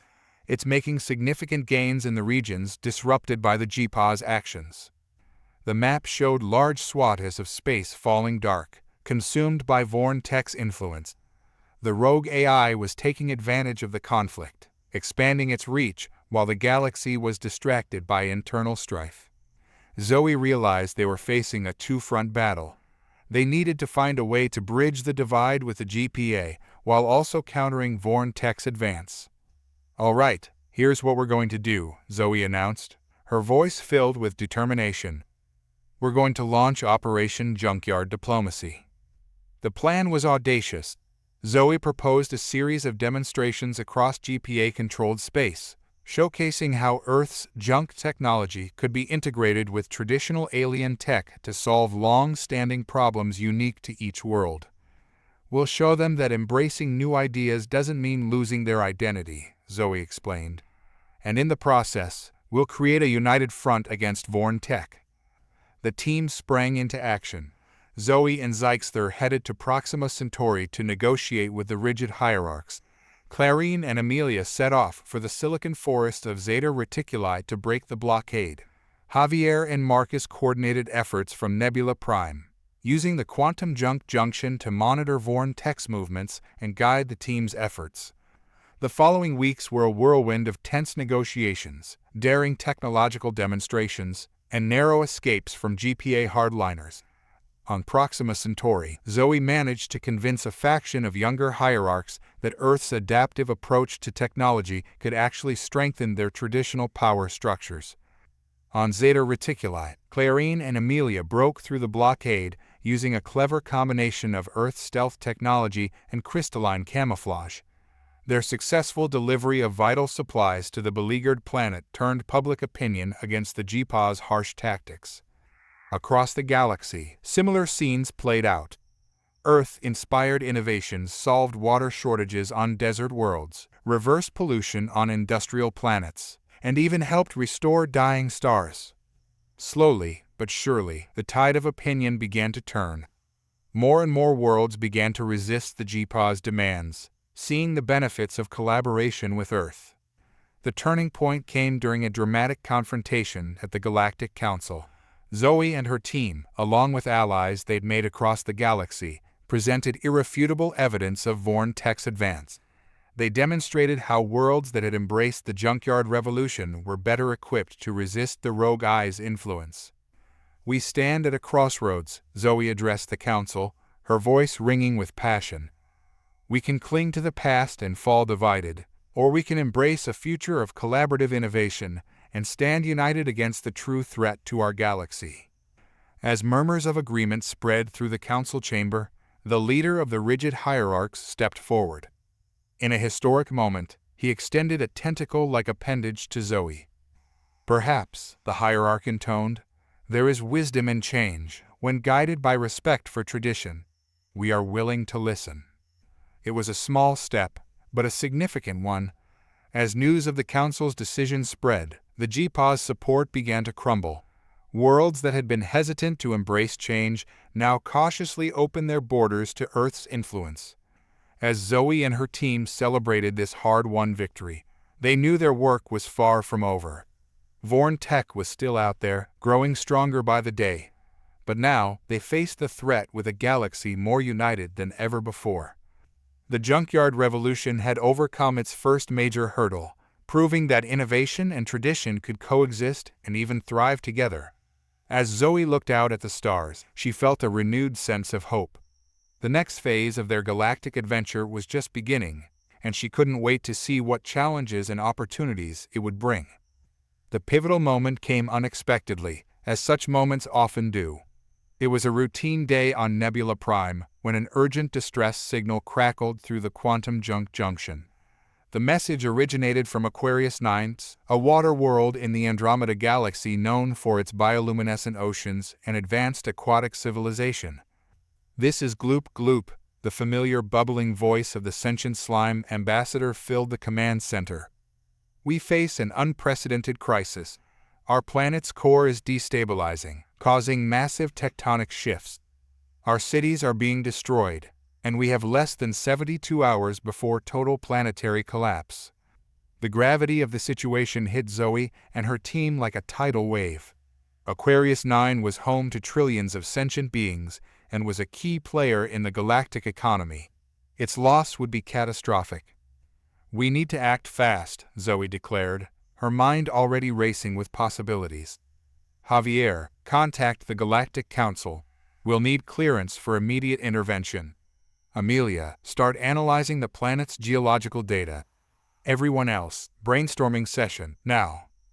As the team huddled around the quantum junk junction, holographic displays filled the air with streams of data about Aquarius 9's deteriorating condition. The planet's core was rapidly losing heat, causing the magnetic field to weaken and the tectonic plates to shift erratically. "Conventional methods won't work," Zeitzler clicked anxiously. "Our most advanced planetary stabilization technology would take weeks to deploy." Clarine's skin pulsed with worried hues.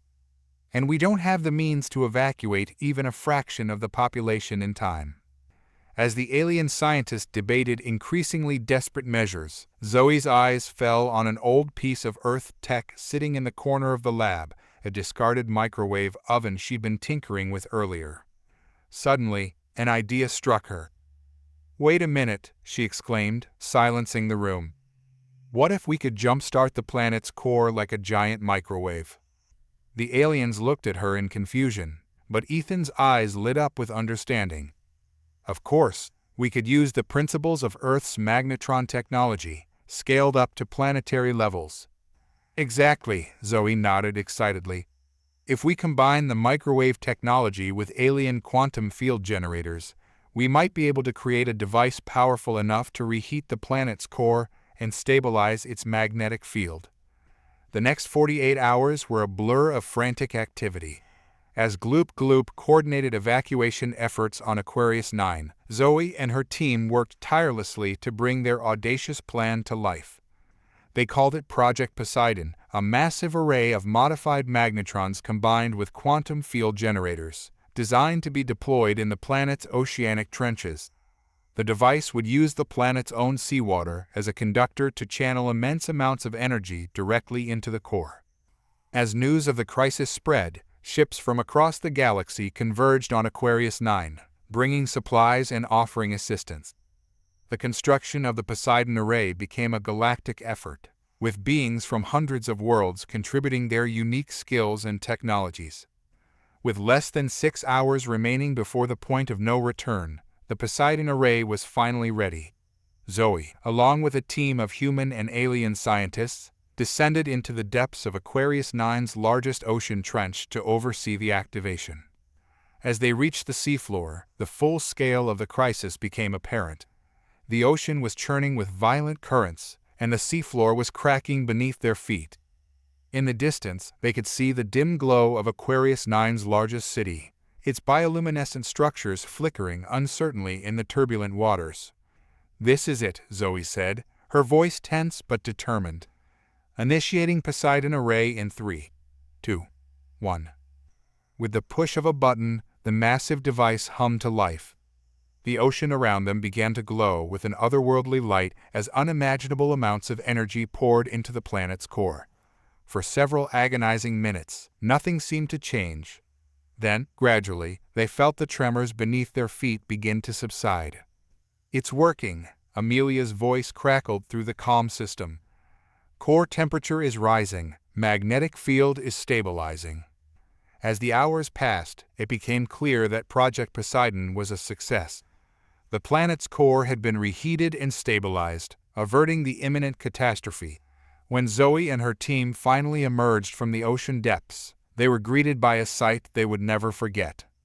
The skies above Aquarius 9 were filled with ships from across the galaxy, their lights twinkling like stars. On the planet's surface, crowds of aquatic beings had gathered, their bioluminescent bodies pulsing with joy and relief. As Zoe's ship broke the surface, a cheer went up that seemed to make the very oceans vibrate. Gloop Gloop approached, its gelatinous form quivering with emotion. "Zoe Nakamura, you and your team have saved not just our world, but our entire civilization. We are eternally grateful." In the days that followed, news of the miraculous salvation of Aquarius 9 spread across the galaxy. The story of how human junk technology, combined with alien advancements, had averted a planetary catastrophe became the stuff of legend. Zoe found herself addressing the Galactic Council once again, but this time as a celebrated hero. What happened on Aquarius 9 was more than just a rescue mission, she told the assembled representatives of countless worlds. It was proof that when we combine our knowledge, when we look at old problems with new perspectives, there's no challenge we can't overcome. The successful salvation of Aquarius 9 marked a turning point in galactic opinion. Even the most conservative factions could no longer deny the value of Earth's innovative approach to technology. Humanity's reputation as problem solvers and innovators was cemented, and the junkyard revolution gained new momentum. As Zoe looked out at the sea of alien faces, all united in their appreciation and hope for the future, she felt a profound sense of accomplishment. But she also knew that their greatest challenge, the looming threat of Vorn-Tek, was still ahead. Yet now, with the galaxy more united than ever, she felt ready to face whatever came next. The junkyard revolution had proven its worth on a galactic scale. Now, it was time to take the fight to Vorn-Tek and secure a future where innovation and collaboration knew no bounds. As the afterglow of the Aquarius 9 rescue began to fade, a new threat emerged from the shadows of the galactic fringe. The Xionhar Imperium, a highly advanced and notoriously isolationist species from the Outer Rim, had been watching the spread of human influence with growing alarm. The Xionhar, silicon-based lifeforms known for their complex crystalline technology and rigid societal structure, saw the junkyard revolution as a direct threat to their long-held technological superiority. For millennia, they had maintained their dominance through carefully controlled technological advancements, shared only on their terms. Zoe and her team first became aware of the Xionhar threat during a routine briefing on galactic affairs. Marcus Adebayo, monitoring communications across the galaxy, noticed an unusual pattern of encrypted transmissions originating from the Outer Rim. "I've never seen anything like this," Marcus said, his brow furrowed in concentration as he worked to decipher the signals.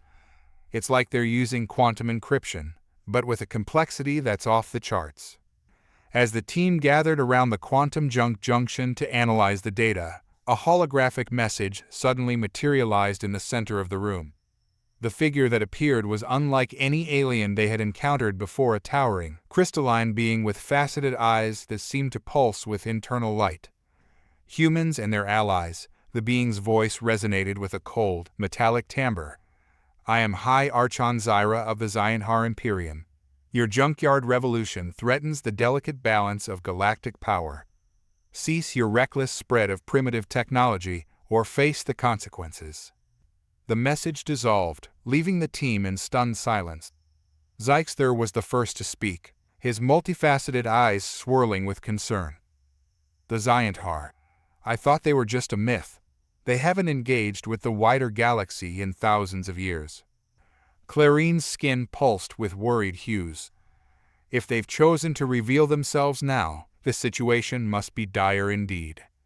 Zoe's mind raced with the implications. They had faced opposition before, but never from a species so technologically advanced and so vehemently opposed to their efforts. "We need to know more about what we're up against," Zoe declared. "Javier, contact the Galactic Council.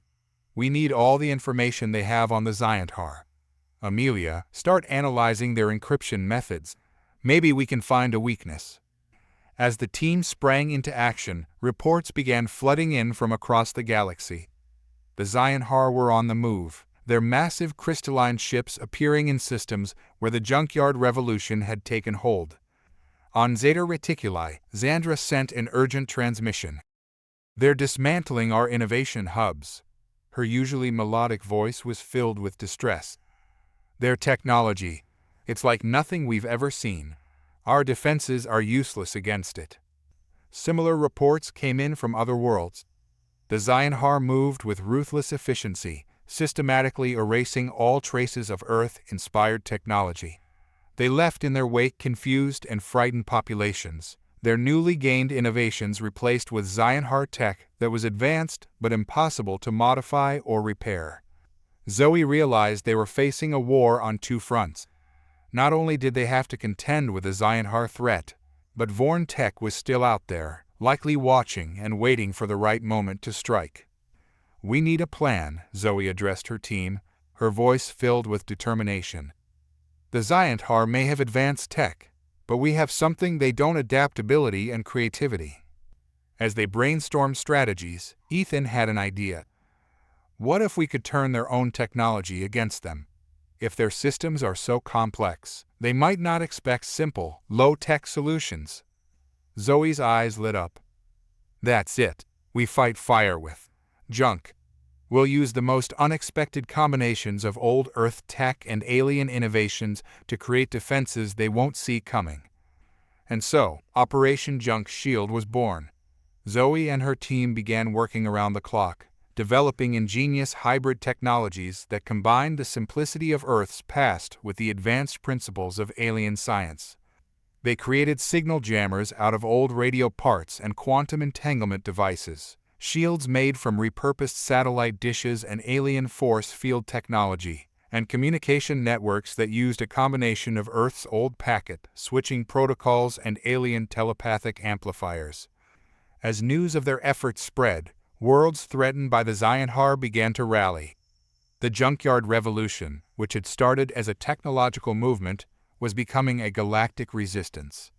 Zoe knew that the coming conflict would test everything they had learned. The junk wars were about to begin, and the fate of not just Earth's influence, but the freedom of technological innovation across the galaxy hung in the balance.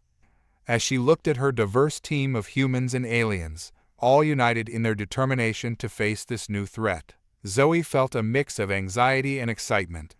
They were about to face their greatest challenge yet, but she couldn't help but think that this was what the junkyard revolution had been preparing them for all along. "All right, team," Zoe said, her voice filled with resolve. "Let's show the Zionhar what human ingenuity and a little bit of junk can really do." The junk wars start now. The outbreak of the junk war was swift and devastating. The Zionhar Imperium, with their vastly superior technology, launched a multi-pronged assault on worlds that had embraced the junkyard revolution. Their crystalline ships appeared in system after system, unleashing waves of nanobots that specifically targeted and dismantled Earth-inspired innovations. Zoe and her team watched in horror as reports flooded in from across the galaxy. On Nebula Prime, they gathered around the Quantum Junk Junction. Its holographic displays a chaotic swirl of distress signals and battle reports.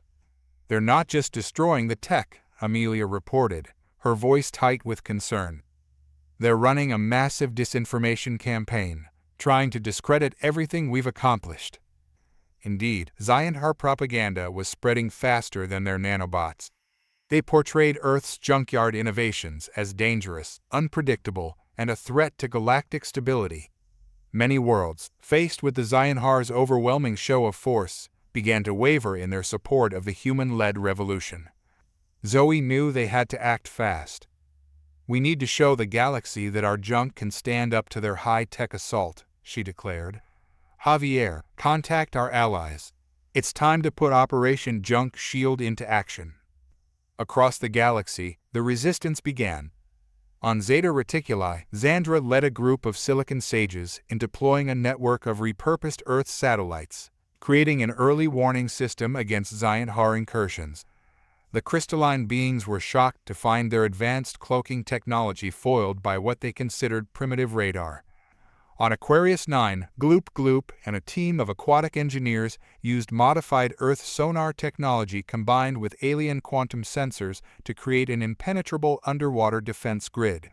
When a Zionhar strike force attempted to infiltrate the planet's oceans, they found themselves tangled in a web of sound waves and quantum fields. But the Zionhar were relentless. They adapted quickly, their technology evolving to counter each junkyard innovation. The conflict escalated, with battles raging across the stars. Zoe found herself on the front lines, traveling from world to world, helping to implement new defenses and rally support for the revolution. On a desert planet in the Orion Arm, she worked with local engineers to create a massive static electricity generator using nothing but sand, wind, and salvaged Earth electronics. The device successfully short-circuited an entire fleet of Zionhar attack drones. However, not all engagements ended in victory. The team received word that the Silicon Forests of Alpha Centauri, a major hub of junkyard innovation, had fallen to a Zionhar assault.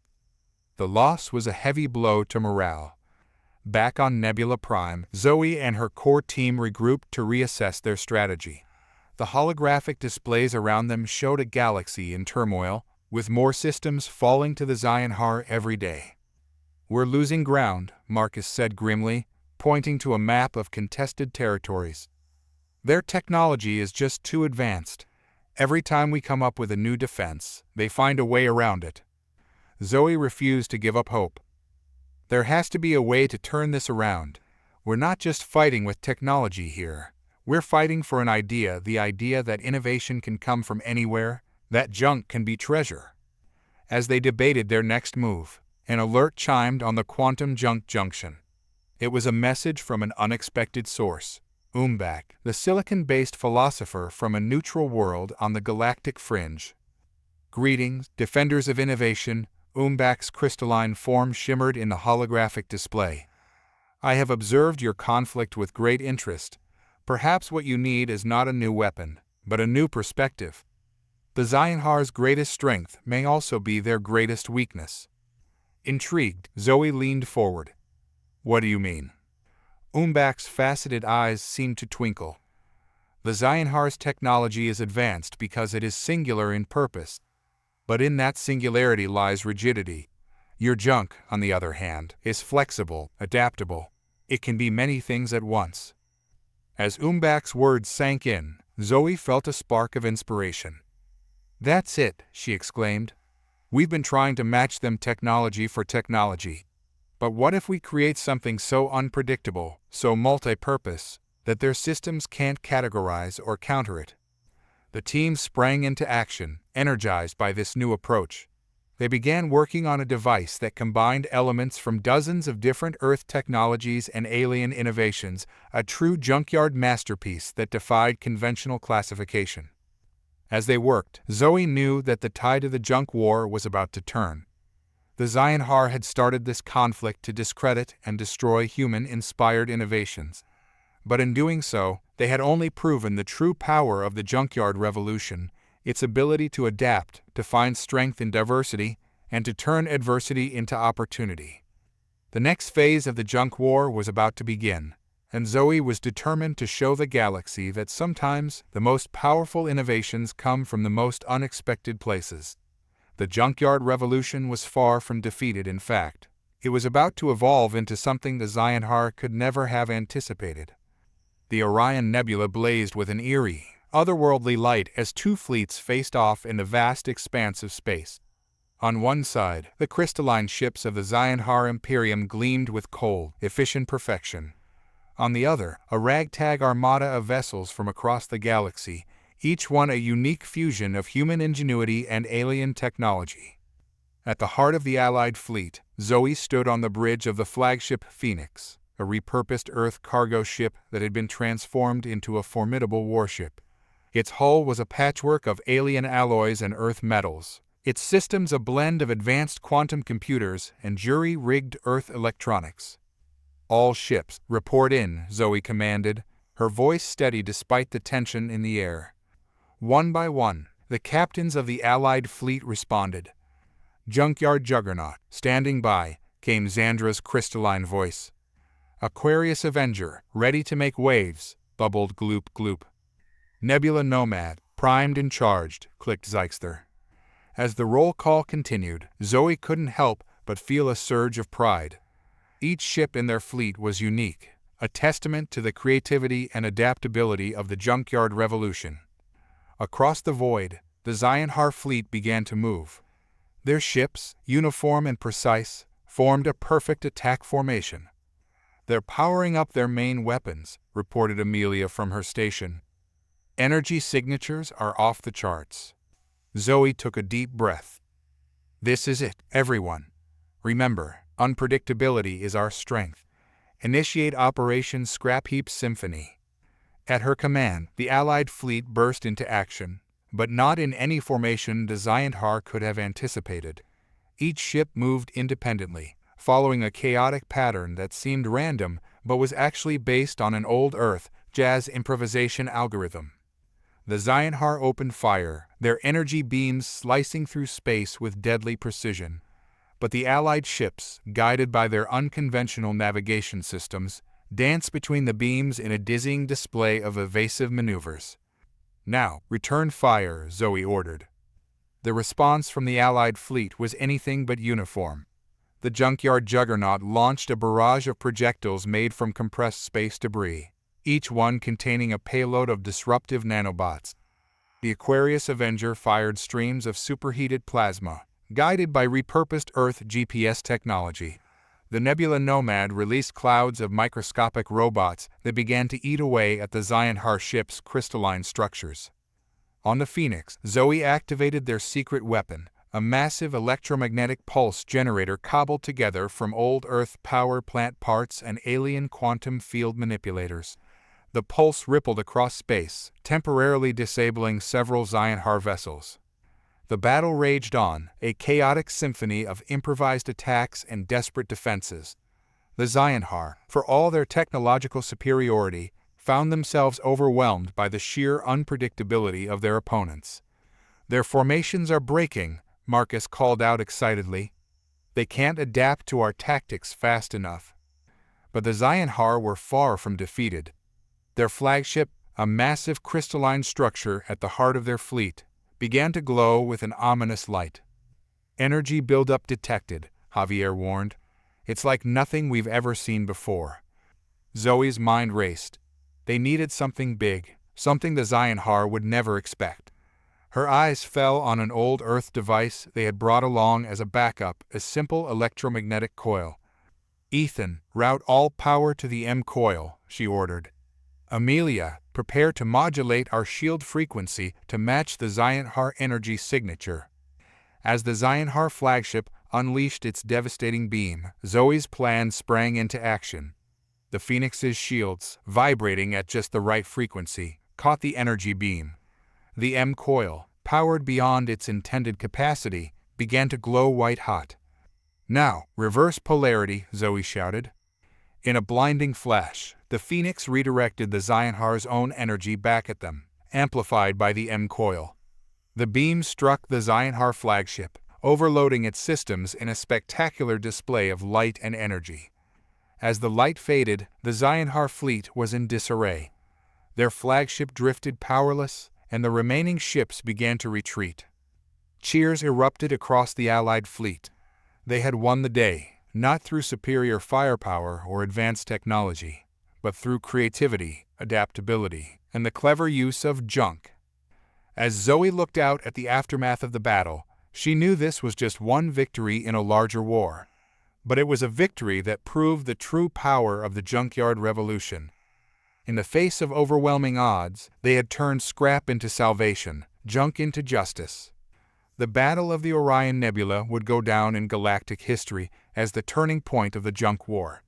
It was the day that proved, beyond any doubt, that sometimes the most powerful weapon isn't the most advanced, it's the most unexpected. As the Allied fleet regrouped, preparing for the challenges ahead, Zoe couldn't help but smile. The junkyard revolution was far from over, but its spirit had never been stronger.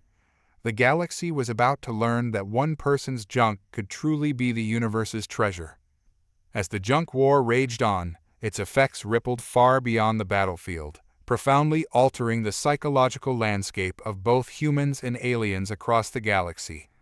The conflict had forced everyone to reevaluate their relationship with technology, challenging long-held beliefs and sparking a galaxy-wide existential crisis. On Nebula Prime, Zoe noticed the changes in her team first. Ethan, once eager to work with the most advanced alien tech, now spent hours tinkering with old Earth devices, finding comfort in their familiar simplicity. Amelia, by contrast, had become almost obsessed with pushing the boundaries of hybrid technology, often working until exhaustion set in. "I never thought I'd say this," Ethan confided in Zoe one day, cradling an old Earth smartphone. "But there's something reassuring about tech you can hold in your hand, something you can fix yourself." Zoe understood. The war had made the abstract concept of technology deeply personal for many. It was no longer just about progress or convenience. It had become a matter of survival and identity. Across the galaxy, similar shifts were occurring. On worlds that had embraced the junkyard revolution, people began hoarding old technology, seeing it as a safeguard against the Zionhar's attacks. Markets for Earth antiques sprang up, with simple devices like mechanical watches or analog cameras becoming prized possessions. Zeichster reported a curious phenomenon on his homeworld. Our young are rejecting advanced neural interfaces in favor of physical input devices, he clicked, his multifaceted eyes swirling with confusion. They claim it helps them feel more connected to their work. The psychological impact on the Ziontar was equally profound.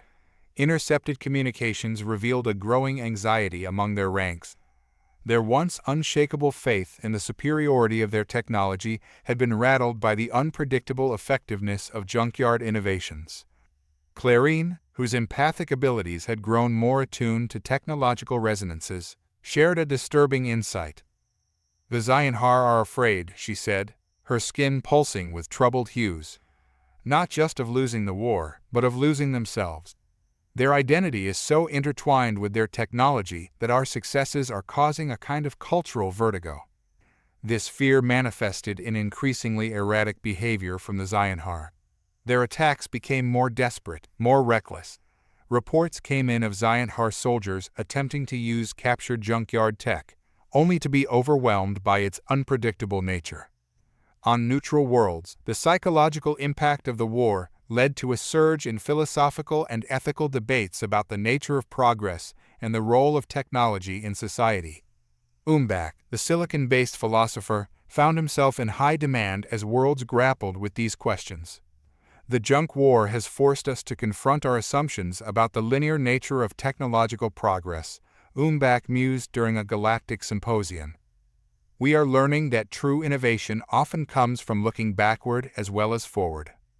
As the conflict dragged on, a new phenomenon emerged that Zoe found particularly intriguing. Hybrid communities began to form, bringing together humans, aliens, and even some Ziontar defectors. These groups focused on creating technology that was not just advanced, but meaningful and accessible. On a small moon orbiting a gas giant in the Andromeda Galaxy, Zoe visited one such community. There, she met a young Ziontar engineer named Zix who had fled the Imperium. "I used to believe that perfect technology would lead to a perfect society," Zix confided, its crystalline form shimmering with emotion. "But watching humans repair a broken star drive with parts from an old Earth vehicle made me realize that imperfection can be a kind of perfection. It allows for growth, for connection." This sentiment was echoed across the galaxy. People were rediscovering the joy of creation, of understanding and shaping the technology around them rather than being passive consumers. However, the psychological toll of the war was not all positive. Many suffered from a form of tech trauma, becoming hyper-vigilant about the technology they used or refusing to adopt new innovations out of fear. Others swung to the opposite extreme, becoming overly dependent on junkyard innovations, seeing them as talismans of protection against the Ziontar threat. Recognizing the need to address these issues, Zoe worked with Clarine and other empathic species to establish tech therapy centers across allied worlds. These facilities helped individuals and communities navigate their changing relationship with technology, promoting a balanced approach that honored both innovation and tradition. As Zoe reflected on these changes, she realized that the junk war had become about much more than just defeating the Ziontar. It had evolved into a galaxy-wide journey of technological self-discovery. The way people thought about, interacted with, and created technology would never be the same. "Maybe," Zoe mused to her team during a rare quiet moment, "this is the real revolution. Not just changing our technology, but changing how we relate to it." As they nodded in agreement, each lost in their own thoughts about how the war had changed them, Zoe felt a renewed sense of purpose. The junkyard revolution was reshaping the psychological landscape of the galaxy, and in doing so, it was paving the way for a future where technology served the needs of all beings, not just the select few. The junk war was far from over, but its impact would resonate through the cosmos for generations to come, influencing not just the technology they used, but the very way they thought about progress, innovation, and their place in the universe. As the junk war reached a critical juncture, Zoe realized that to turn the tide, they needed to strike at the heart of the Ziontar Imperium. Intelligence gathered from defectors like Zix had revealed the location of the Ziontar homeworld, a closely guarded secret until now. Zoe proposed a daring plan, a covert mission to infiltrate the planet and disrupt the Zionhar's central command structure. It's risky, Zoe admitted to her team, gathered around the quantum junction. But if we can get inside their systems, we might be able to end this war without further bloodshed. The plan was audacious. Using a combination of Earth stealth technology and alien cloaking devices, they would approach the Zionhar homeworld in a ship cobbled together from space debris and discarded parts. The vessel, dubbed the Trojan Horse, would appear to be nothing more than a piece of floating space junk to the Zionhar's advanced sensors. Zoe hand-picked her team for the mission. Ethan for his expertise in jury-rigging Earth tech. Clarine for her empathic abilities that could help navigate Zionhar security. And Zix, the Zionhar defector, whose knowledge of the planet would be invaluable. As they prepared for departure, Javier presented Zoe with a final addition to their arsenal. "We call it the chameleon suit," he explained, holding up what looked like a patchwork of different fabrics and circuitry. "It can mimic the crystalline structure of Zionhar biology. It's not perfect, but it should fool their sensors long enough to get you inside." The journey to the Zionhar homeworld was tense. The Trojan Horse drifted through space, its systems running on minimal power to avoid detection. As they approached the planet, Zoe marveled at its beauty, a world of crystalline structures that sparkled like a massive geode. "Entering the atmosphere," Ethan announced, his hands dancing over a control panel that was part alien tech, part repurposed Earth tablet. "So far, so good. They're not seeing us." The Trojan Horse landed in a remote area, its patchwork hull blending seamlessly with a crystalline landscape. Donning their chameleon suits, the team ventured out onto the alien world. "Remember," Zix whispered, its crystalline form shimmering with nervous energy, "the central command nexus is located in the heart of the capital city. We'll need to use the underground transport tubes to get there undetected." As they made their way through the alien landscape, Zoe was struck by the stark beauty of the Zionhar world. Everything was structured with mathematical precision, from the towering spires to the intricate patterns in the ground beneath their feet. Their first challenge came at the entrance to the transport tubes. A sophisticated scanner guarded the access point, designed to detect any non-Zionhar lifeforms. Zoe pulled out what looked like an old Earth television remote, modified with alien components. "Let's hope this works," she muttered, pointing it at the scanner.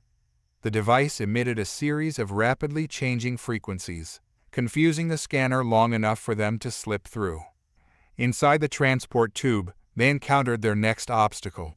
The system was designed to read Zionhar thought patterns to determine destinations.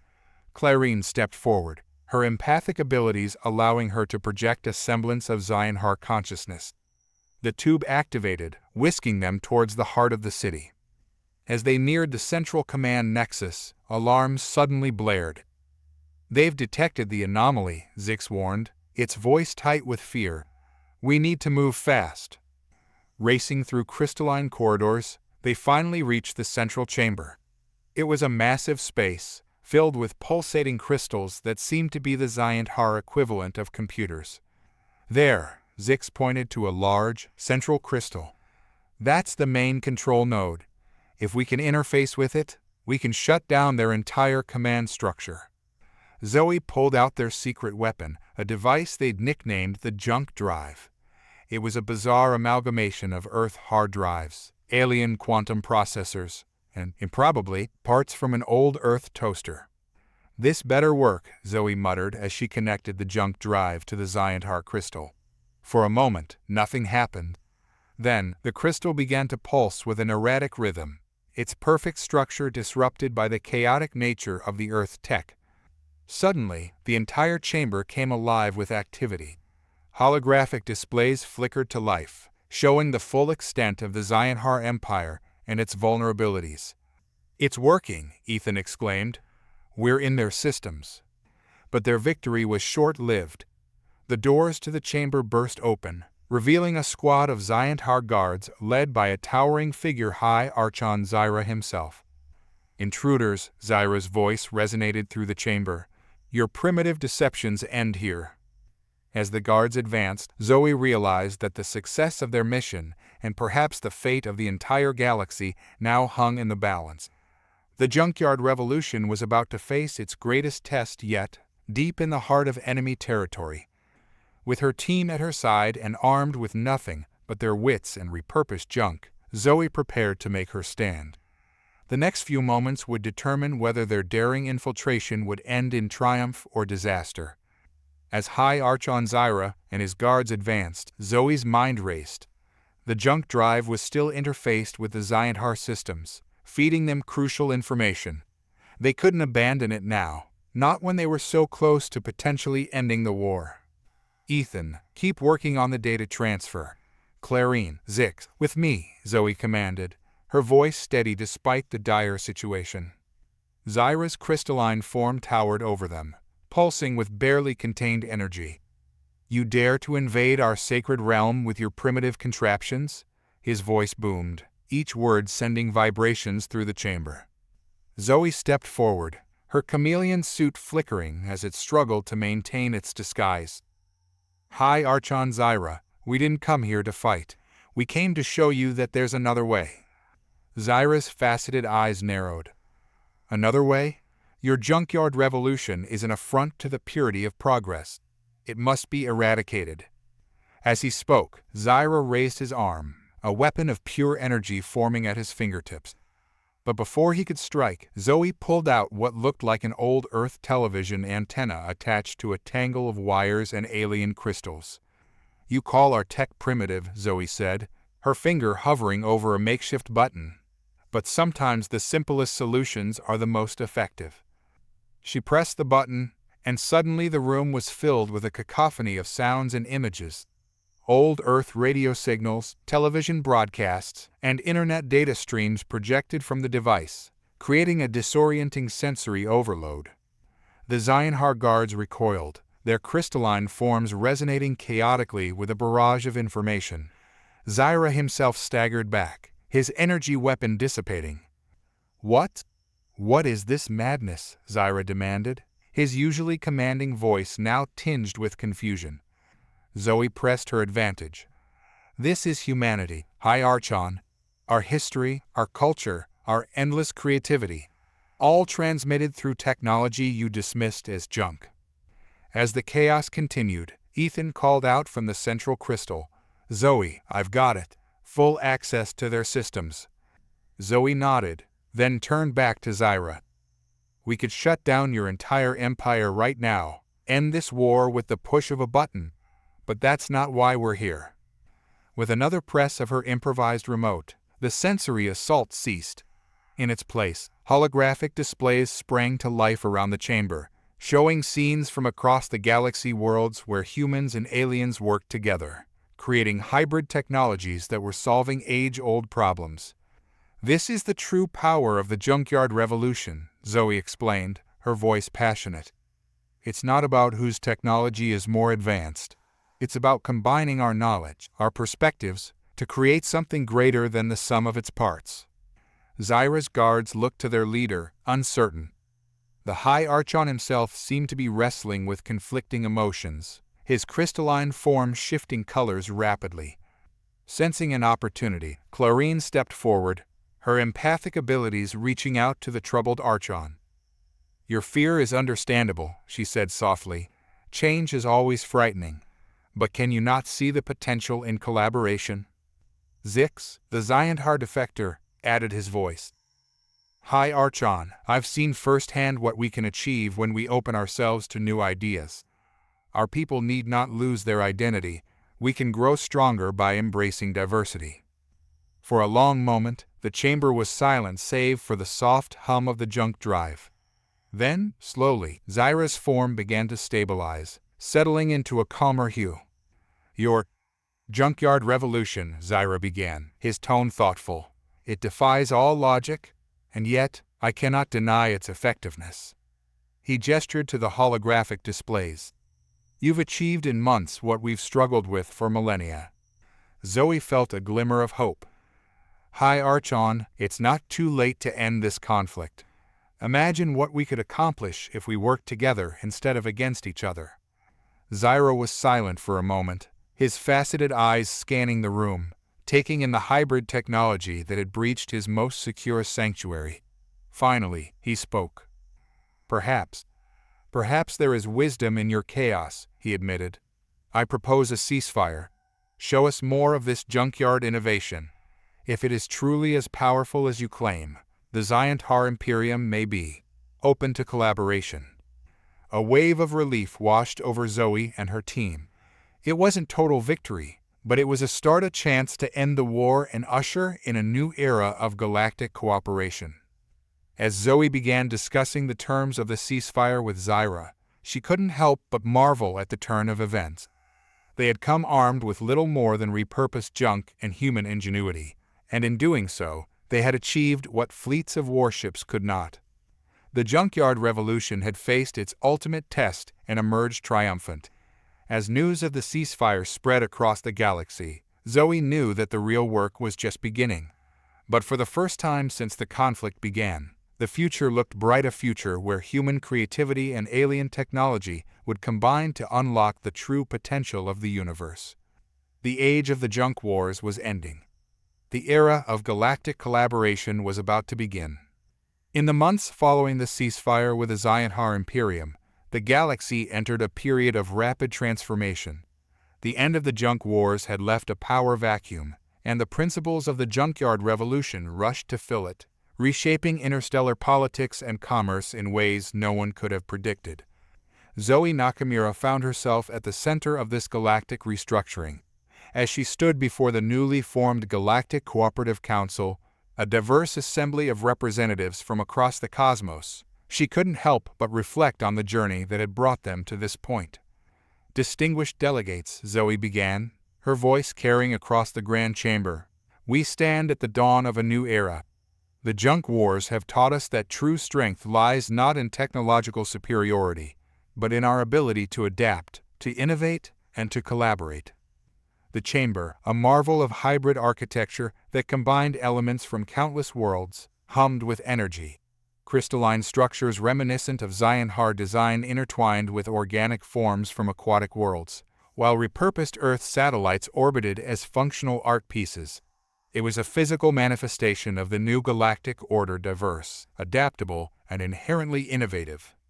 As Zoe continued her address, outlining proposals for galactic-wide technology sharing programs and collaborative research initiatives, she noticed High Archon Zyra among the attendees.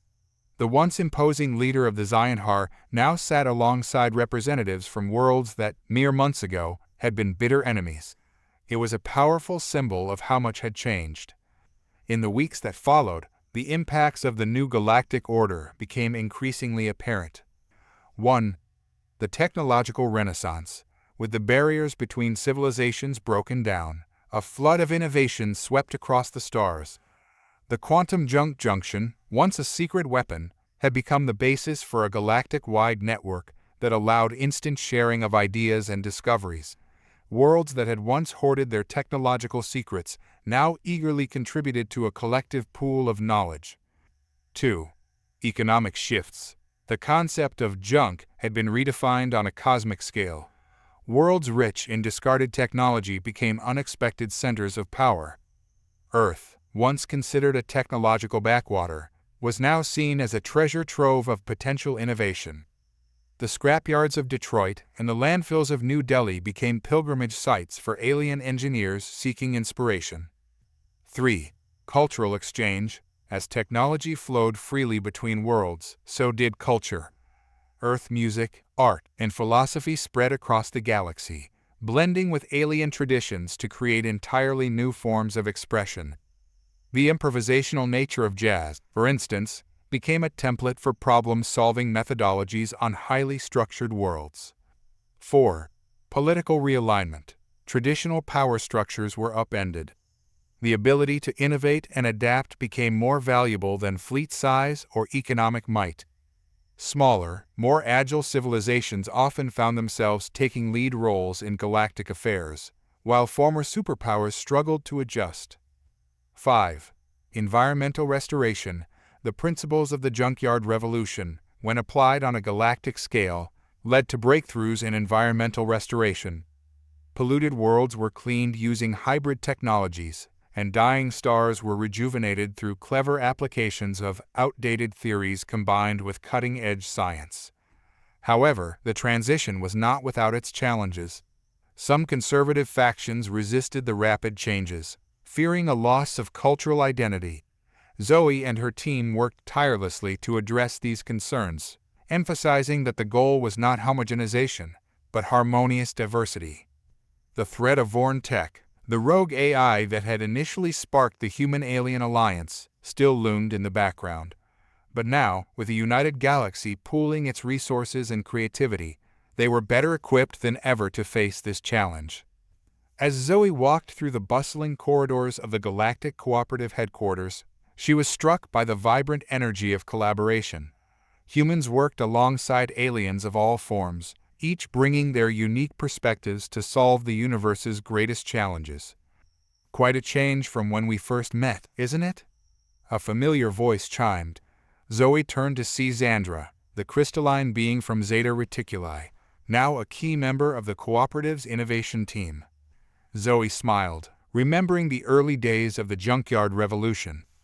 "It's more than I ever could have imagined," she admitted, "but our work is far from over."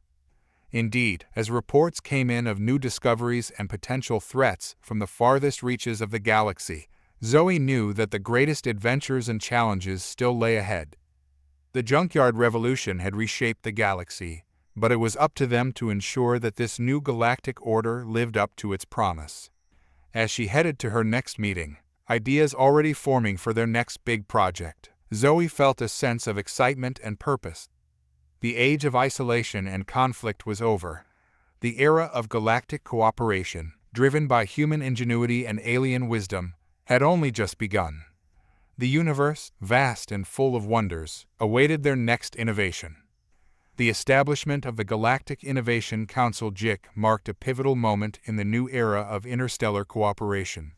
Unlike its predecessors, which had often been mired in political maneuvering and old power structures, the GIC was founded on the principles of technological diversity, collaborative innovation, and adaptive problem-solving that had emerged from the junk wars. Zoe, along with representatives from key worlds across the galaxy, had spent months crafting the framework for this new governing body. As she stood in the Grand Assembly Hall for the Council's inaugural session, she couldn't help but marvel at how far they had come. The hall itself was a testament to the new galactic order. Its architecture seamlessly blended elements from countless worlds. Xionhar crystals formed the core structure, pulsing with energy. Bioluminescent organisms from Aquarius 9 provided adaptive lighting, and at the center, a repurposed Earth satellite served as both a symbolic and functional hub for communication. "Esteemed delegates," Zoe began, addressing the diverse gathering, "today we embark on a journey that will shape the future of our galaxy. The Galactic Innovation Council is not just a governing body, it's a living embodiment of our commitment to harnessing the power of our collective creativity." As she spoke, holographic displays sprang to life around the chamber, showcasing the Council's unique structure. 1. The Innovation Hubs. Instead of traditional committees, the GIC was organized around Innovation Hubs, dynamic think tanks that brought together diverse species to tackle specific galactic challenges. 2. The Junkyard Think Tank, a special division dedicated to finding unconventional solutions using repurposed technology from across the galaxy. 3. The Adaptive Legislation Unit, a group tasked with creating and modifying laws that could keep pace with rapid technological changes. 4. The Technological Heritage Preservation Committee, focused on ensuring that in the rush for innovation, valuable traditional technologies and methods were not lost. 5. The Ethical Innovation Oversight Board, charged with considering the moral and societal implications of new technologies. High Archon Zyra, now a staunch advocate for collaborative innovation, took the floor next. The Xionhar Imperium once believed that technological progress was a linear path. We now understand that true advancement comes from the intersection of diverse ideas and methods. Gloop Gloop, the gelatinous diplomat from Aquarius 9, bubbled with excitement as it addressed the assembly. On my world, we have a saying, in the dance of currents, new patterns emerge. Let this council be the confluence where the currents of our various technologies create wonders yet unimagined. As the session progressed, the delegates tackled their first major initiative, the Galaxy-wide Innovation Network GWIN. This ambitious project aimed to create an interstellar infrastructure that would allow for real-time sharing of ideas, resources, and technologies across vast distances. Xandra, representing the silicon sages of Zeta Reticuli, proposed using a combination of quantum entanglement and modified Earth Internet protocols to create a network that was both instantaneous and adaptable. By embracing both the cutting edge and the outdated, we create a system that is resilient and accessible to all, she explained. The proposal was met with enthusiastic approval, and teams were immediately formed to begin implementation. It was a powerful demonstration of the Council's ability to move from idea to action swiftly. As the inaugural session drew to a close, Zoe felt a sense of profound optimism. The JIC was more than just a new political entity. It was a paradigm shift in how the galaxy approached problem-solving and progress. Remember, Zoe said in her closing remarks, our strength lies not in the perfection of our technology, but in our ability to adapt, to find unexpected solutions, and to work together across the boundaries of species and stars. As the delegates filed out, already buzzing with ideas and plans, Zoe was approached by Umbak, the silicon-based philosopher. You have set in motion a great experiment, Zoe Nakamura, it said, its crystalline form shimmering thoughtfully. The path ahead is uncertain, but rich with potential. Zoe nodded, understanding the weight of the philosopher's words. The Galactic Innovation Council was indeed an experiment, one that would test the limits of cooperation and creativity on a cosmic scale. As she left the chamber, Zoe's mind was already racing with the challenges and opportunities that lay ahead. The establishment of the JIC was just the beginning. Now came the real work of forging a future where the combined ingenuity of the galaxy's diverse inhabitants could tackle any obstacle. The age of galactic innovation had truly begun, and with it, a new chapter in the story of the universe itself. As years passed since the establishment of the Galactic Innovation Council, the long-term consequences of human technology's influence on alien societies became increasingly apparent. The ripple effects of the junkyard revolution touched every corner of the galaxy, bringing both remarkable advancements and unforeseen challenges. Zoe found herself on a galactic lecture tour, visiting various worlds to observe and discuss these changes. Her first stop was Zeta Reticuli, home of the Silicon Sages. The crystalline spires of the planet now pulsed with a new energy. Where once there had been rigid, uniform structures, now there was a vibrant chaos of shapes and colors. Xandra, her old friend, and now a leading figure in Zeta Reticuli's government, greeted her warmly. Welcome, Zoe, Xandra chimed. You'll find our world much changed since your last visit. Indeed, the positive impacts were immediately evident. 1. Adaptive architecture. Inspired by Earth's modular design principles, the Silicon Sages had developed buildings that could reconfigure themselves based on the inhabitants' needs. This led to more efficient use of space and resources. 2. Technological diversity. Once reliant solely on crystalline computing, Zeta Reticuli now boasted a thriving ecosystem of diverse technologies. Old Earth computers worked alongside advanced quantum systems, creating a robust and flexible technological infrastructure. 3. Cultural renaissance. The introduction of human arts and entertainment had sparked a creative explosion. Crystalline beings now engaged in improvisational music performances and created abstract sculptures that merged silicon-based art with human-inspired techniques. However, Xandra also shared concerns. We've seen a rise in individualism, she explained. While this has led to more innovation, it's also challenging our traditional communal structures. Some fear we're losing our cultural identity. This theme repeated itself across many worlds. On Aquarius 9, Gloop Gloop showed Zoe how human-inspired water purification techniques had allowed them to expand their habitable zones dramatically. However, the rapid expansion had led to unforeseen ecological disruptions in the planet's delicate aquatic ecosystems. The Zionhar Imperium, once the epitome of technological rigidity, had perhaps undergone the most dramatic transformation. Their worlds now buzzed with a mixture of crystalline precision and human-inspired chaos. High Archon Zyra, during Zoe's visit, proudly demonstrated a new form of adaptive governance inspired by Earth's open-source software principles. "Our society is more dynamic, more resilient," Zyra explained. "But we're grappling with concepts like privacy and individual rights that were once foreign to us." As Zoe traveled, she noted other significant changes. 1. Economic shifts. Worlds that had once been considered primitive found new prosperity by leveraging their unique resources in innovative ways. This led to a more balanced galactic economy, but also caused disruptions in long-established trade routes and power dynamics. 2. Technological addiction. Some species, particularly those with hive mind structures, struggled with the addictive nature of individualized Earth technologies like smartphones and social media. This led to the emergence of new forms of psychological care tailored to address these issues. 3. Linguistic evolution. The galaxy-wide adoption of human-inspired communication technologies led to the rapid evolution of languages. New hybrid languages emerged, combining elements from multiple species, facilitated by advanced translation algorithms. 4.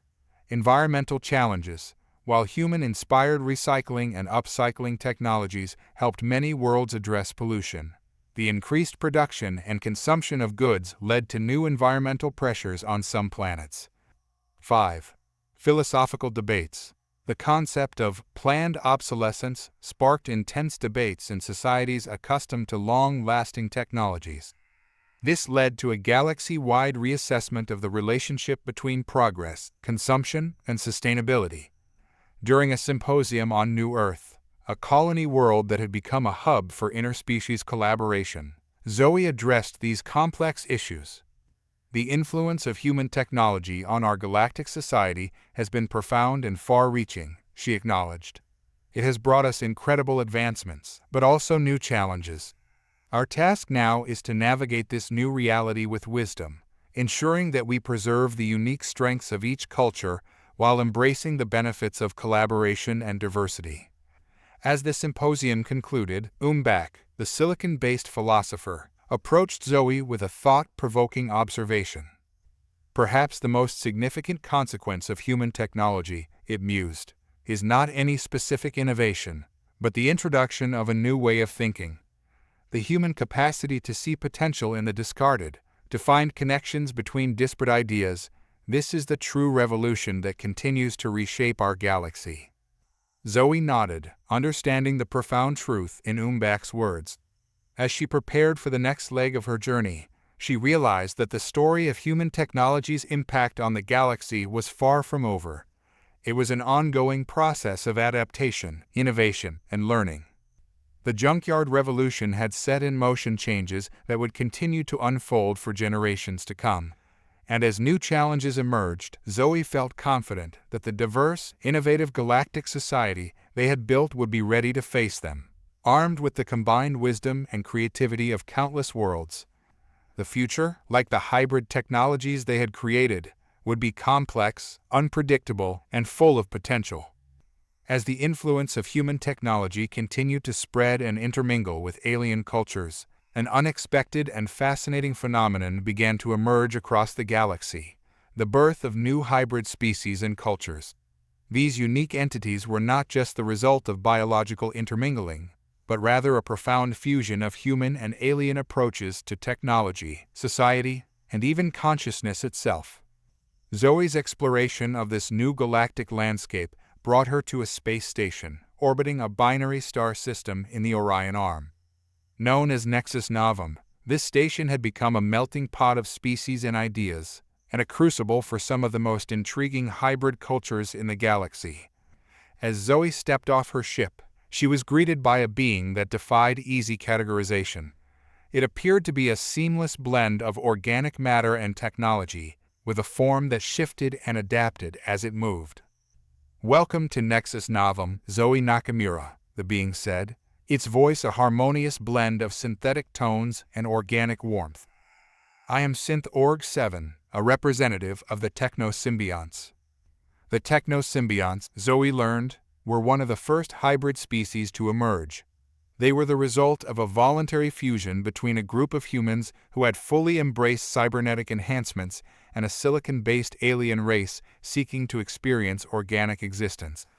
The result was an entirely new form of life that existed at the intersection of biology and technology. "Our consciousness spans both the physical and digital realms," Synth-Org-7 explained as they toured the station. "We can interface directly with any technology, yet we also experience the full range of organic sensations. It's an existence beyond what either of our original species could have imagined."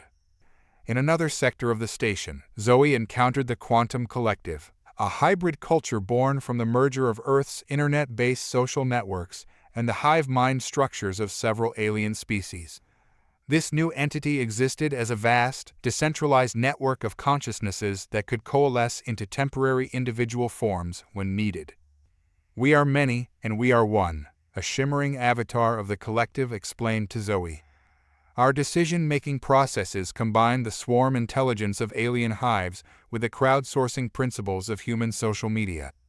We solve problems by drawing on the collective knowledge and creativity of billions of minds across multiple species."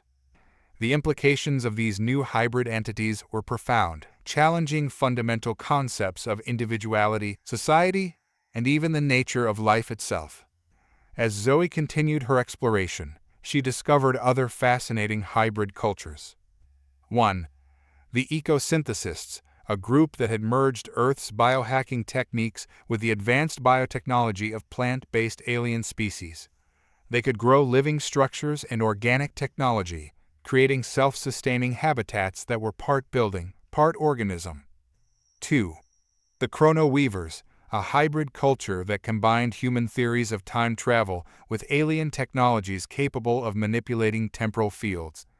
They existed partially outside of linear time, able to perceive and interact with multiple timelines simultaneously. 3. The Psi-Net, a collective of psychic aliens who had integrated their telepathic abilities with Earth's internet protocols, creating a galaxy-wide psychic web that allowed for instantaneous communication and shared experiences across vast distances. 4. The Nanoshapers, a hybrid species that existed as swarms of nanobots, able to take any form and manipulate matter at the atomic level. They combined human-inspired artificial intelligence with alien matter manipulation technologies. These new hybrid species and cultures were not without their challenges. Legal and ethical questions abounded. What rights did these new entities have? How could traditional governance structures adapt to species that existed across multiple planes of reality? Moreover, not everyone welcomed these changes. Some conservative factions across various species saw these hybrids as a threat to the purity of their cultures and genetic lineages. Tensions sometimes flared, requiring careful diplomacy to resolve. Yet despite these challenges, the emergence of these hybrid entities brought unprecedented opportunities for innovation and problem-solving. The Quantum Collective, for instance, had made breakthroughs in predicting and mitigating natural disasters across the galaxy. The ecosynthesists were at the forefront of rehabilitating polluted planets, turning barren worlds into lush, living ecosystems. As Zoe concluded her tour of Nexus Novum, she met with a council of representatives from various hybrid cultures. The meeting took place in a room that seemed to shift and change, adapting to the unique needs of each being present, a physical manifestation of the adaptability and synergy these new entities represented. What we're witnessing here is more than just cultural exchange or technological advancement, Zoe reflected to the gathered representatives. It's the next step in galactic evolution, a true fusion of ideas, technologies, and consciousnesses that transcends the boundaries of individual species. Synth-Org-7 nodded in agreement. The junkyard revolution taught us that innovation often comes from unexpected combinations. We are the living embodiment of that principle, finding new solutions and ways of being that neither humans nor our alien ancestors could have achieved alone. As the meeting concluded, Zoe felt a profound sense of awe at the sheer diversity and potential represented in that room.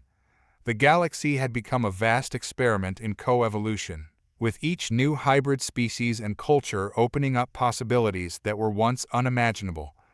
The emergence of these hybrid entities represented both the greatest achievement and the greatest challenge of the post-junk wars era. They were a testament to the transformative power of human ingenuity combined with alien wisdom, and a glimpse into a future where the very definitions of life, intelligence, and society were constantly evolving. As Zoe prepared to depart Nexus Novum, she knew that her work, and the work of the Galactic Innovation Council, was far from over. The rise of these hybrid species and cultures was just the beginning of a new chapter in galactic history, one that promised to be more diverse, more complex, and more wondrous than anything that had come before. The junkyard revolution had not just changed technology, it had set in motion a transformation of life itself across the cosmos. As the galaxy continued to evolve in the wake of the junk wars and the rise of hybrid cultures, humanity found itself in an unprecedented position. The very qualities that had once made Earth seem primitive, its technological diversity, adaptability, and innovative spirit now positioned humanity to become a major galactic power. Zoe Nakamura, having returned from her tour of the hybrid cultures, was summoned to a special session of the United Earth Council. The meeting was held in the newly constructed Galactic Nexus Tower in New York, a sprawling metropolis that now served as Earth's primary link to the stars. As Zoe entered the council chamber, she was struck by how much had changed. The room was filled with a mix of human leaders and alien ambassadors, all gathered to discuss humanity's growing role in galactic affairs. Dr. Nakamura, began the council president, her holographic form shimmering with barely contained excitement. Your reports on the state of the galaxy have made one thing clear: humanity's time has come. What followed was a presentation that laid out humanity's unique position in the new galactic order. 1. Technological incubator. Earth had become the go-to planet for technological innovation. Its diverse range of environments and the human tendency to preserve outdated tech made it an unparalleled testing ground for new ideas. 2. Diplomatic bridge builders. Humans' ability to adapt to different cultures and think outside conventional boundaries made them excellent mediators in interstellar disputes. 3. Economic innovators.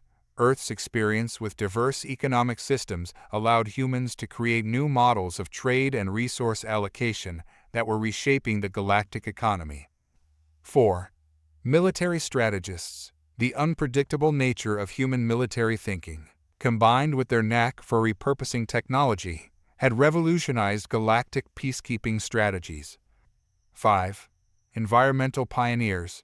Earth's long history of environmental challenges had positioned humans as experts in planetary restoration and terraforming.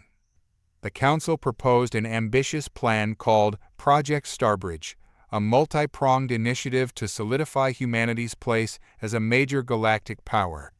The project included the establishment of human colonies in strategic locations across the galaxy, each designed to showcase Earth's unique approach to problem-solving. The creation of the Galactic Innovation Academy, a prestigious institution that would bring together minds from across the cosmos to learn the human way of technological innovation. The launch of the Junkyard Fleet, a space armada built entirely from repurposed and hybrid technologies, symbolizing Earth's unique contribution to galactic security. The development of the Terran Diplomatic Corps, a group of specially trained humans who would serve as advisors and mediators in complex interstellar negotiations. As the Council discussed these plans, Zoe couldn't help but feel a mix of pride and trepidation. We must proceed with caution, she advised. Our strength lies in collaboration and mutual respect. We mustn't repeat the mistakes of past empires, human or alien. Her words were met with nods of agreement. The goal was not domination, but partnership to become a fulcrum of innovation and cooperation in the galactic community. In the months that followed, Project Starbridge began to take shape. Zoe found herself overseeing the construction of New Eden, the first of Earth's showcase colonies. Located in a resource-rich system at the intersection of several major trade routes, New Eden was designed to be a living demonstration of human ingenuity. The colony featured adaptive architecture that could reconfigure itself based on environmental changes, inspired by Earth's diverse building techniques. An economic system that blended currency-based trade with resource-sharing algorithms, creating a uniquely flexible marketplace.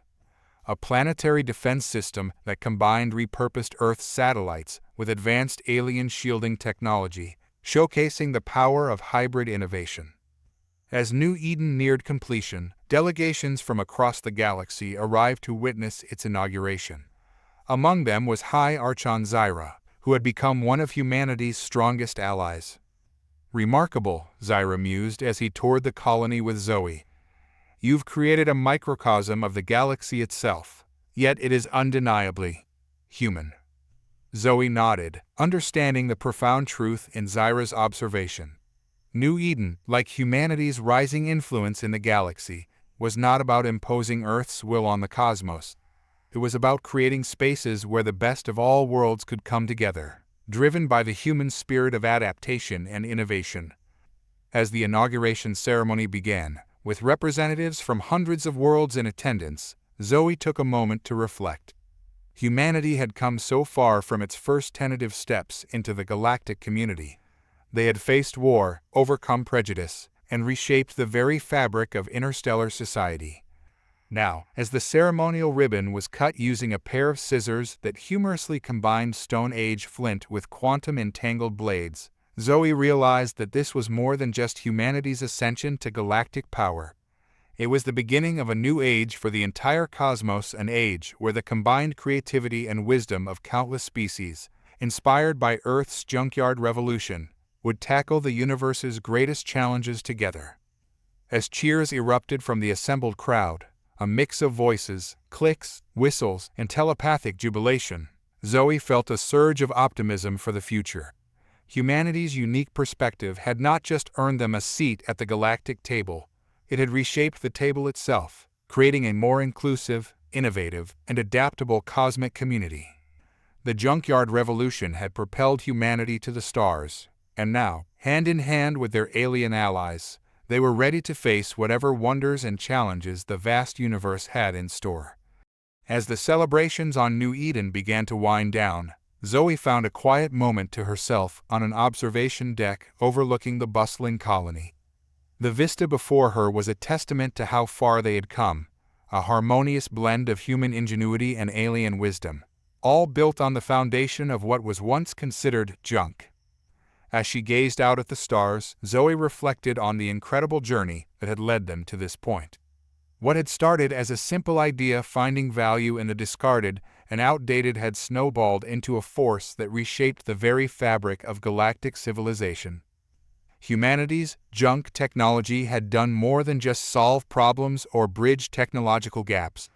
It had introduced a new way of thinking to the galaxy, a philosophy that challenged long-held assumptions about progress and innovation. The ripple effects were profound and far-reaching. 1.